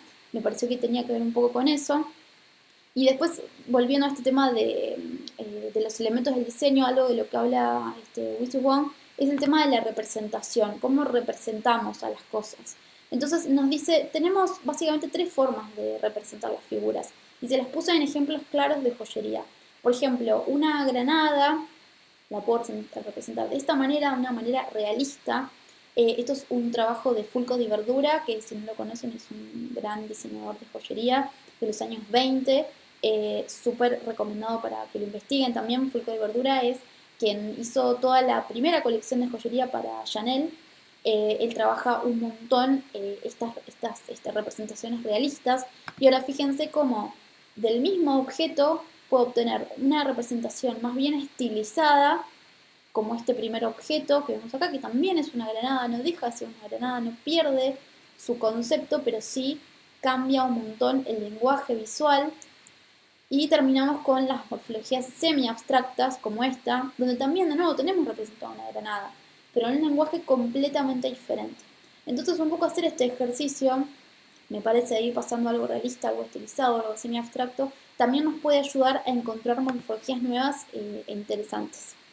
Repetir el nombre de los libros señalados. Lo escribo, es Fundamentos del Diseño, de Wong, y Cómo nacen los objetos, de Bruno Murani. Se los paso en PDF, si tienen una Kindle se lo pueden bajar y si no lo pueden leer directo o se lo imprimen. Son medio largos, el de Wizzy Wong es largo. Pero el de Wizzy Wong realmente se los súper recomiendo que lo lean porque es un libro muy lindo y muy bien explicado para cualquier persona. O sea, no tenés que tener ningún conocimiento previo y tiene unas visuales muy, muy interesantes. Porfa, ¿me los puedes compartir? Sí, sí, por supuesto, Susana. Cuando terminamos la clase les comparto todo lo que estuvimos charlando y también bueno, los videos que no les pueden mostrar. Bien, una vez que ya hicimos nuestra investigación y ya diseñamos, ahora viene el momento un poco de la definición de los materiales, ¿sí? Acá esto es solamente cosas para que ustedes se pregunten, ¿sí? Preguntas nada más que se tienen que hacer. ¿Voy a usar metales? Si voy a usar metales voy a pensar qué tipología, qué funcionalidad, qué durabilidad, ¿a qué me refiero con esto? Si voy a hacer un anillo, por ejemplo, que tengo la intención de que después sea una alianza, supongo o presuponemos que una alianza es un objeto de mucho valor emocional y que la persona lo va a llevar puesto todos los días. Entonces, si es eso el caso, a ver, acá en la otra aula hay preguntas, ¿no? No, no. No, perfecto. Entonces, si ese es el caso, si va a ser un objeto que voy a llevar todos los días, quizás no voy a elegir una aleación, quizás voy a elegir un metal noble para que tenga mayor durabilidad, mejor usabilidad. Voy a usar gemas, de nuevo, voy a tener en cuenta la dureza y la durabilidad. Si les interesa saber un poco más sobre gemología, tengo una clase grabada en YouTube sobre introducción a la gemología, que después también se las comparto si están interesados en ese tema. Si trabajan con gemas, me parece súper, súper importante que conozcan algunos conceptos básicos, como por ejemplo la dureza en las gemas. Entonces, si por ejemplo voy a usar una gema para hacer un anillo, voy a elegir alguna gema dura, que tenga una dureza superior a 7 para que no se me rompa ante la primera vez que ponga la mano dentro de la cartera y me la roce con las llaves, por ejemplo. Si voy a elegir para hacer unos aros, quizás voy a elegir alguna gema menos dura, pero menos densa, o sea, que sea más liviana. Tengo que pensar en eso cuando voy a estar hablando de gemas.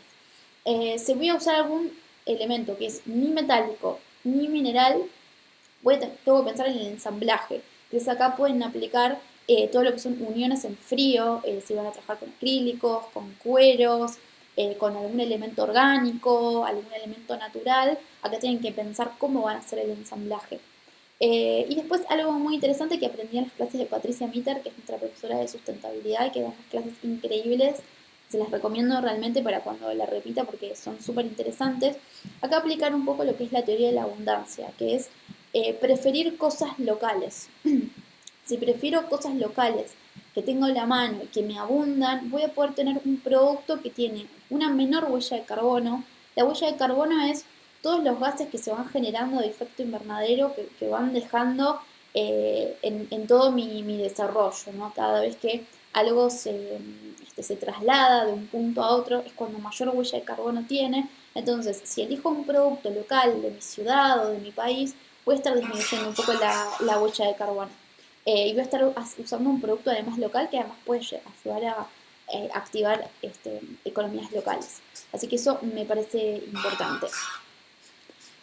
Después tenemos lo que es la ficha técnica. Una vez que ya diseñamos, definimos qué materiales voy a usar, vamos a hacer una ficha técnica. Esto es muy importante. Cuando alguien me contacta para desarrollar producto terminado, siempre le pregunto, ¿tenés ficha técnica? ¿Por qué? Porque es muy importante, para que no haya un malentendido. Ya sea si ustedes están desarrollando para ustedes mismos, o van a trabajar para un tercero, o van a desarrollar para una marca quizás, o tienen que tener una ficha técnica porque después ahora ustedes van a desarrollar algo, pero después se lo van a dar a un tallerista para que lo desarrolle, es muy muy importante. Dali, ¿te des ejemplos de una ficha técnica? Nunca vi una. Cada uno puede hacer su ficha técnica, yo les puedo compartir algunas que tengo, no las puse acá en una presentación. Pero bueno, básicamente la ficha técnica tiene que tener dos cosas, que es materiales y dimensiones. Eso es lo más importante. En los materiales lo que vamos a aclarar es, supongamos que estamos haciendo una ficha técnica para un producto que nosotros diseñamos, pero que lo va a producir otra persona. Tenemos que indicarle qué material vamos a usar, si vamos a usar metales, cuáles, si vamos a usar gemas, cuáles, otro material que no sea metálico, cuáles. Y después en las dimensiones, lo más importante es, primero, el tema del espesor. Si vamos a hacer, por ejemplo, una argolla cubana tradicional, me tenés que indicar cuán gruesa la querés. ¿La querés hueca? ¿La querés completa? El peso que querés que tenga la pieza. Muchas cosas que tienen que ver con joyería tradicional se pagan por peso. Por ejemplo, si vamos a hacer una pieza de oro, entonces a veces los clientes le piden al joyero quiero una pieza que tenga 20 gramos de oro. Entonces, bueno, eso también tiene que estar indicado en la ficha técnica. La longitud, el ancho, la profundidad de la pieza en total, ¿sí? Y después el talle, por supuesto. Si vamos a estar hablando de, por ejemplo, un anillo, una pulsera, voy a estar indicando el talle. Y después dos cosas más digamos, que pueden ser necesarias o no. Preguntarme si necesito un dibujo técnico, si quizás la pieza que yo estoy desarrollando es una pieza muy específica, tiene un mecanismo, tiene una bisagra, tiene un cierre especial, quizás necesito un dibujo técnico y después necesito un archivo digital. Supongamos que voy a hacer un corte láser o que voy a hacer una impresión 3D, ahí voy a necesitar sí o sí un archivo digital. A ver que hay unas preguntas. Queda grabada esta presentación, Dalila, está excelente. Gracias, Zaira, gracias. Sí, la estoy grabando. Si todo sale bien, por Dios, no la voy a perder y la voy a poder subir. Después también me voy a acordar, Flor, de subirles alguna ficha técnica. Tengo algunas también de clientes, que está buena. Y Cecilia pregunta, me gustaría que compartas toda la info. Me interesa hacer el curso y estaría bueno sacarse todas las dudas. No puedo tomar notas, pero es mucha info. Gracias, Cecilia. Sí, ya te hablo como una ametralladora, perdón. Bueno, les decía, entonces después me voy a hacer esas dos preguntas. Si necesito un dibujo técnico o si necesito un archivo digital. Y en ese caso, si yo no tengo las habilidades para poder hacerlo, puedo recurrir siempre a un tercero, a alguien que se dedique a hacer estas cosas. Tengo proveedores de todo esto en Argentina, así que si alguien necesita, me puede pedir y les paso proveedores. El quinto paso, y esto es un poco, esto puede ser un poco intercambiable, la ficha técnica con el prototipo, ¿no? El prototipado me parece que a veces es importante cuando vamos a hacer una pieza final que quizás es muy costosa, o porque por ejemplo la voy a hacer en oro, o una pieza que después voy a reproducir en cantidad. Por ejemplo, si estoy trabajando para una marca que me va a pedir 1000 unidades de una pieza, está bueno hacer un prototipado, algo que acá en Argentina se lo puede llamar muestra, una muestra. El prototipado está bueno poder hacerlo. Quizás si van a hacer algo de un metal noble muy caro, puedo hacerlo en un metal más económico. Por ejemplo, el bronce tiene el mismo espectro de color del oro, entonces puedo hacer una muestra en oro. Si no es necesario, puedo hacer una muestra en papel también, que es algo que recomiendo mucho para los que hacen el taller de introducción a la joyería. Siempre recomiendo maquetar en papel antes de doblar un anillo para entender cómo puede llegar a funcionar, o para la técnica del foil forming, si bien no es lo mismo, por supuesto, el metal y el papel, también puedo cortar un papel y empezar a entender los dobleces, cómo puede llegar a actuar. Si voy a trabajar algo más escultórico en cera perdida, puedo quizás hacer un prototipo en arcilla, ¿no? Para entender un poco las dimensiones, un poco como un estudio, como haría un pintor, haría un estudio primero antes de ponerse a pintar al óleo. Bueno, esto es algo medio parecido. Y también otra forma de prototipar puede ser una impresión 3D. Si yo quiero entender las dimensiones de algo, puedo hacer una impresión 3D que es relativamente económica y después decido si la transformo en metal o no. ¿Sí? Así que eso me parece importante. Pero les decía, quizás el paso 4 y 5 de la ficha técnica del prototipado pueden ser medio intercambiables porque a lo mejor prefiero primero hacer el prototipo y después en base a ese prototipo poder hacer la ficha técnica. ¿Sí? Por supuesto, si ustedes ya están trabajando alguna morfología o alguna pieza en la que tienen mucha cancha o que ya la hicieron muchas veces, a lo mejor el prototipado no lo están necesitando. Un siguiente paso podría ser la definición de la técnica de producción. Como saben, les había recomendado Forja, cera perdida. Y después también a esto le podemos agregar un servicio tercerizado. Si vamos a trabajar en Forja, que era directo sobre metal, tenemos que tener en cuenta los tiempos de producción. O sea, piensan que trabajar en Forja es cortar todo a mano, dar formas a mano, recoser, soldar, todo a mano. Las terminaciones, en Forja las terminaciones en general son muy prolijas. Si yo quiero, por ejemplo, algo calado plano, lo mejor sería recurrir a un calado en forja directo. Si voy a hacer el trabajo yo, lo mejor es trabajar en serie. Si por ejemplo ustedes van a hacer unos aros, doy el ejemplo de nuevo de unos aros cubanos, ¿no? Que son unas argollas. Bueno, perfecto, trabajo en serie, hago todas las argollas, después sueldo todo, después hago una limpieza química de todo, limpieza física y después pulo todo junto, ¿no? Es la mejor forma de poder trabajar más rápidamente. Y después voy a pensar también si cuento con las herramientas y con los recursos que son necesarios para poder hacer ese trabajo. Si en mi casa no tengo para soldar, si en mi casa no tengo para calar, y qué sé yo, se te va a complicar un poco el tema de la forja. Entonces también pensar siempre en eso, en con qué recursos cuento o en qué recursos puedo invertir. Después para el tema de la cera perdida, piensen siempre en el acabado final. Si ustedes quieren lograr un pulido espejo, saben que la cera perdida muchas veces tiene muchos problemas de textura, así que eso lo voy a tener en cuenta también. Eh, la demora del servicio tercerizado. En la forja tengo la demora de la producción manual, pero en la cera perdida tengo también que esperar al proveedor. Acá por lo menos en Argentina tenemos, en general con uno de los proveedores más grandes, podemos tener una demora de entre 1 y 2 semanas, que es bastante si uno está apurado. Tenemos la posibilidad de a través de la cera perdida generar el seriado por los moldes de caucho, esto es positivo. Recordar siempre que la cera perdida tiene un mayor costo por gramo. ¿Sí? Recuerden que el fundidor nos va a cobrar los gramos de metal más los gramos, la mano de obra.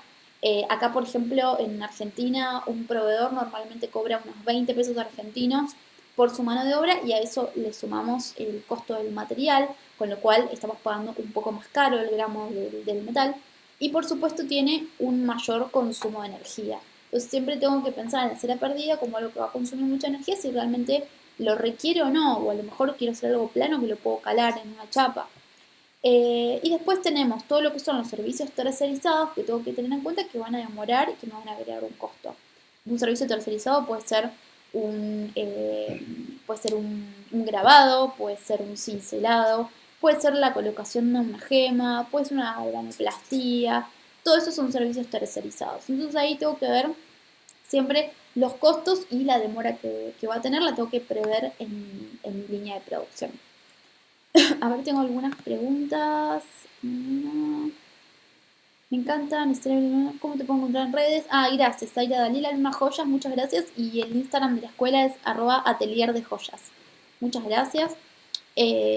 Bueno, y este tema, ¿no?, de la producción seriada que viene un poco de la mano con el punto anterior, ¿no? ¿Qué método voy a elegir y cómo voy a seriar mi producción? Como les decía, si van a trabajar ustedes en Forja, lo mejor es hacer todo de a pasos. Si voy a hacer 10 aros, corto los 10 aros, sueldo los 10 aros, limpio los 10 aros, pulo los 10 aros y después los 10 aros los mando a bañar. Entonces ahí optimizo un poco todo el tema de los envíos o de los traslados. No sé, yo me tengo que trasladar hasta un proveedor y demás. Optimizo todo eso y además tardo menos. Si piensan que si ustedes se sientan en un ratito y sueldan todos, tardan menos que si corto un poquito, sueldo un poquito, paso un poquito el torno, ¿no? Siempre es mejor trabajar en serie. Y después, si van a elegir el método de la cera perdida, ya saben cómo, nada, que ya les van a salir todas las piezas iguales, ya la tienen seriada la pieza. Este tema también me parece súper importante, el tema de los cálculos de costos. Por supuesto, todo esto que yo les estoy compartiendo ahora son más cosas para que se hagan preguntas ustedes y investiguen, porque la verdad es que cada uno de estos temas son súper amplios para desarrollar, pero me parece que está bueno que los podamos discutir ahora y dudas que vayan teniendo o experiencias me las ponen en el chat. Siempre calculemos que tenemos dos tipos de costos, costos fijos y costos variables, ¿sí? Este es el costo de mi negocio. No me quiero meter mucho en esto porque no es el tema de hoy, pero siempre me gusta mencionarlo. Los costos fijos van a ser cosas que tengo que pagar de manera mensual, por lo menos acá en Argentina trabajamos de maneras mensuales y en general. Entonces, si tengo un local para el alquiler, o si estoy pagando un showroom, la tienda online, el servicio, algún servicio fijo, por ejemplo, yo tengo un costo fijo de un servicio que pago para, se llama iTurnos, que es para turnos electrónicos para mi escuela, es un servicio que pago. Acá la FIP, que es nuestra asociación de ay, me sale, ¿qué es la FIP? Bueno, la institución que regula todos los impuestos, todos los que trabajamos de manera individual, en general tenemos una condición impositiva que se llama monotributo, todos los que tributamos de esa manera tenemos un costo fijo mensual, si tenés un postnet o Instagram y Facebook Ads, que son las publicidades de Instagram y de Facebook, hay que pagarlas también, en general es un costo mensual. Y ahora los costos variables en general van a ir cambiando con mi producción, porque los costos variables pueden ser materiales, si vendí más o me pidieron más, voy a tener que comprar más, algún evento especial en el que participe, alguna feria, ahora que se viene las fiestas, seguramente muchos de ustedes estén participando en alguna feria o en algún evento especial, y capacitación, por supuesto. Siempre déjense, si es posible, un restito para una capacitación, siempre está buenísimo. Y entonces todo esto deriva en cuánto cuesta mi pieza final. Y para poder calcular el costo de la pieza final tienen que tener en cuenta un montón de cosas. Son todas estas que les puse acá, se las nombro. Después si se les ocurre alguna más, la agregamos. Si voy a trabajar con metales nobles, los gramos de mi metal. Si fuera la cera perdida, además de los gramos de metal, sumo la mano de obra. Si no estoy usando metal, ¿cuál es la unidad de medida del material? Por ejemplo, supónganse que ustedes están trabajando con incorporando una pieza de resina que les hace un proveedor. Bueno, ¿cuánto cuesta esa pieza de resina? Si voy a estar usando gemas, si voy a usar galvanoplastía, o sea, baños, si voy a usar fornituras. Fornituras son, por ejemplo, comprar un mosquetón para cerrar una cadena, los frufrus para cerrar un aro, ¿no? Todos esos son fornituras. Si voy a mandar a terminar mi pieza, por ejemplo, le voy a mandar a un tallerista a que me haga una terminación, si voy a tener un grabado, algún otro servicio tercerizado, el porcentaje del medio de pago, por supuesto también, acá en Argentina usamos mucho un servicio llamado Mercado Pago, que es de Mercado Libre, y eso nos come una comisión del costo final, eso también lo voy a calcular. Siempre sumar un costo fijo de materiales. ¿Qué quiere decir esto? Piensen que con cada pieza que ustedes hagan, si es que la hacen ustedes, van a tener costos de, por ejemplo, el uso de la lija, la electricidad, un montón de cosas que tienen que ver con producir la pieza. Entonces yo a eso le asigno un valor, por ejemplo, le sumo 100 pesos argentinos a mi pieza, ustedes le pueden sumar, no sé, 5 dólares a su pieza y decir, bueno, esto corresponde a todos mis costos fijos. La soldadura, el gas, qué sé yo, un montón de cosas que tienen que ver con la posibilidad de producir algo. Y después horas de clase o de coworking. Y esto es algo que siempre le digo a las alumnas, quizás cuando no saben cómo ponerle precio a una pieza, quizás pueden pensar también que si ustedes la pieza la están haciendo en un momento de clase o alquilan algún espacio para trabajar, quizás esa hora de trabajo se la pueden sumar a su pieza final. Y después, esta es una estrategia mía personal, después cada uno puede ir buscando su estrategia, pero ¿cómo hago yo para poder cobrar dos cosas que son difíciles de cobrar? Mis horas de trabajo y mi diseño. Bueno, lo que hago es a todo el costo final de la pieza lo multiplico por 2.5. Me parece que es un precio que es razonable, que es justo. Quizás en una situación de retail, un retailer multiplica por 10, que es un montón. pero en mi negocio multiplicando por 2.5 tengo una pieza que tiene un valor que se acorde al tipo de material, al tipo de pieza que es, y que me parece un intercambio justo. Ustedes también pueden buscar cuál sería su factor de multiplicación. Bien. Comercialización, tener en cuenta esto, si ella excede un poco a lo que es el desarrollo de producto, no quería dejar de mencionarlo. Piensen quiénes son sus clientes, dónde están ubicados geográficamente, dónde se sienten cómodos comprando, porque a lo mejor yo hago piezas que quizás son más para una audiencia muy joven, entonces de pronto no la voy a ir a vender en una galería de arte donde no hay gente joven, ¿no? Sino que la voy a vender quizás más en un showroom o en algo que tenga más que ver con la gente joven, o al revés, si tengo un grupo etario que sé que me va a comprar que supera los 50 años, quizás no voy a ir a un showroom donde va mucha gente joven y voy a elegir quizás un lugar que esté más relacionado a su estilo de vida. ¿A qué universo? ¿Con quiénes quiero que me asocien? ¿No? Si me voy a ir a un showroom donde voy a compartir espacio con otras marcas, evaluar un poco los valores de esas marcas, si se alinean con mis valores y con mis productos. Y algo muy importante, que realmente sí me parece muy importante para mencionar, es la comunicación. Creo que la comunicación es muy, muy importante y es parte del desarrollo del producto.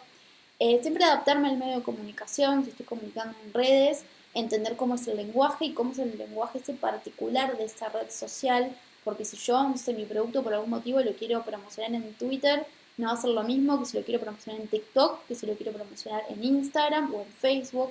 Entender y hacer un poco de investigación sobre eso si no tengo nadie que trabaje para mí en ese tema. ¿Qué materiales uso y por qué? ¿De dónde son? O sea, si voy a usar un material local, exploten eso, coméntenlo, díganlo. Estoy usando un material que es de mi ciudad, que es de este país. Estoy reduciendo un poco la huella de carbono. Pueden siempre recurrir a explotar eso, digo explotar de una forma positiva, ¿no? Trabajo con algún taller que incluya y dé trabajo a minorías. Por ejemplo, trabajo con algún taller donde, no sé, quizás trabaje gente que, no sé, pasó por alguna situación de violencia y entonces se dedique a dar trabajo a ese tipo de personas. Bueno, eso también es bueno comunicarlo. Realizo alguna acción por el bien de la comunidad, mis piezas, dono el valor de mis piezas a alguna asociación, o hay algo positivo que impacte de manera positiva en la comunidad que yo estoy haciendo con mi trabajo.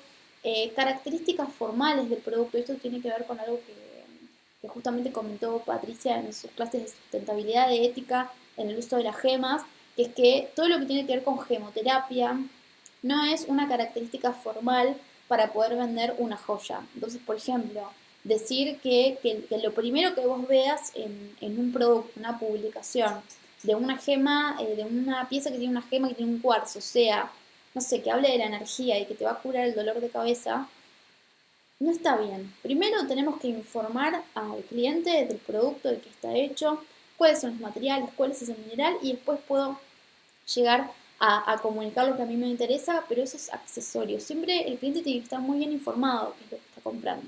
Informar al cliente de los tiempos de producción. Es decir, ahora realmente creo que a nivel mundial la forma que está ganando más terreno de producción es todo lo que tiene que ver con el trabajo pedido, la preventa.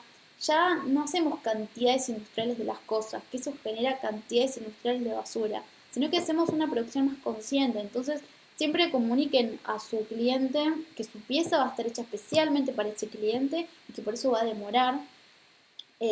Comunicar el buen uso del producto. Si yo, por ejemplo, hago un baño en mi pieza, comunicarle al cliente cómo es usarlo bien y cómo es usarlo mal.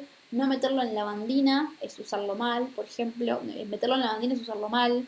Lavarse las manos con agua, con jabón, es usarlo bien. Entonces, eso siempre tiene que estar especificado cuando yo estoy vendiendo mi producto. Cómo es el mantenimiento. Y si por algún motivo tiene que descartarlo, cómo se podría llegar a descartar sin generar tanto impacto ambiental, ¿no? Eso me parece importante.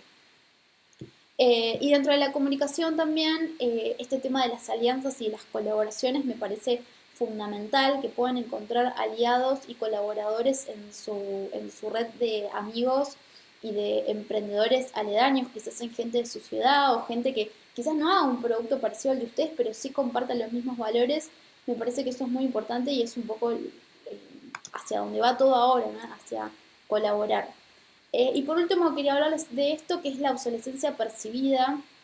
o programada, que hace referencia un poco a esos productos que en algún momento caducan, por alguno u otro motivo. Hablamos de obsolescencia percibida cuando hablamos más quizás de moda o de tendencia, entonces nos compramos una remerita flúor que se usó este verano y el verano que viene ya va a la basura o a una donación, o me compro un iPhone 11 que sé que dentro de poquito ya está obsoleto y no lo voy a querer más. Tratemos de pensar un poco en circular, pensar diferente. Una pieza que yo estoy generando puede llegar a ser una pieza que dure mucho o puede llegar a ser una pieza que genere desperdicio. Entonces tengo que pensar todos posibles escenarios de qué puede pasar con ese producto que yo estoy vendiendo. ¿Qué pasa? Por ejemplo, estas son todas preguntas para que ustedes se hagan y piensen cómo responderlas. ¿Qué pasa si un producto se suelda? ¿Qué pasa si un material se rompe? Si, por ejemplo, no sé, usé acrílico y el acrílico se rompió. ¿Qué pasa si me confundo con un pedido? Le mandé a un cliente una cosa y era otra. Me pasa un montón. Mi cliente no está satisfecho con el producto que recibió. O mi pieza tuvo un desgaste por el buen uso o por el paso del tiempo. Son todas cosas que si yo quiero tener un negocio y proyectarlo a un corto, a un mediano plazo, necesito dar respuestas. Porque a lo mejor yo vendí una pieza hoy que dentro de 2 años el cliente viene y me dice, mira, el anillo lo uso todos los días y se me perdió el brillo un poco. ¿Me lo puedes pulir de nuevo? Sí, te lo puedo pulir. O, por ejemplo, no sé, me bañé con un shampoo muy ácido y me salió todo el baño de los aros. Sí, te lo puedo volver a bañar. Después ustedes deciden, con costo, sin costo, pero digo, ya solamente poder ofrecer ese servicio postventa al cliente me parece que es espectacular y que está buenísimo que lo podamos probar, ¿sí? Así que bueno, esto tenía que ver un poco con todos esos pasos en el desarrollo de un producto terminado y en la salida al mercado. Y por último, y prometo que no hable más, este anexo, que son 2 minutos sobre sustentabilidad, también un montón de cosas que estuve aprendiendo gracias a Patricia.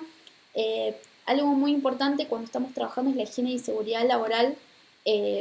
Cuidarse ustedes es cuidar todo su ambiente, o sea, cuando están trabajando usen todos los elementos de seguridad necesarios. Traten de optimizar la energía y los recursos, es decir, no hagan cosas que después no tengan ningún sentido, ¿no? Como el inodoro este japonés, al que veo Homero, que las cosas tengan sentido, ¿no? Que esa energía que yo voy a estar usando tenga un sentido. Piensen en circular, pensar en circular es cómo circula mi producto, que mi producto no tenga una producción lineal que nace, vive y después muere en la basura, sino que se pueda reutilizar de alguna forma.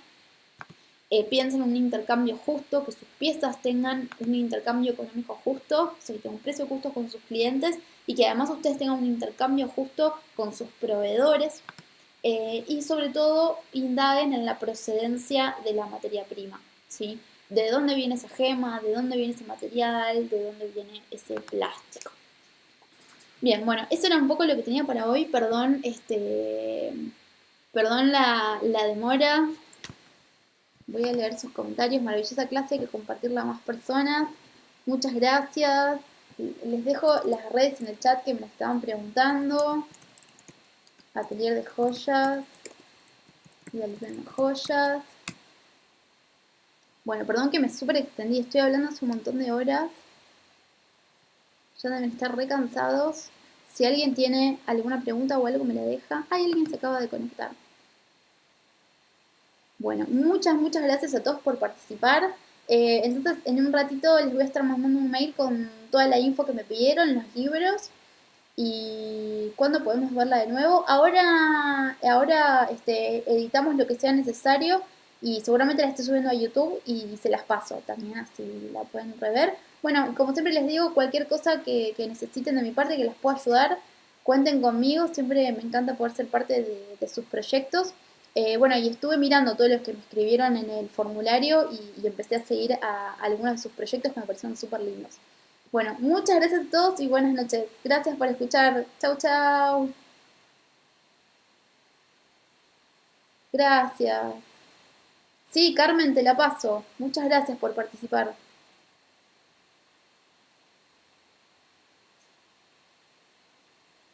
Gracias, Moni, gracias. Adiós. Chau, chau. Pues.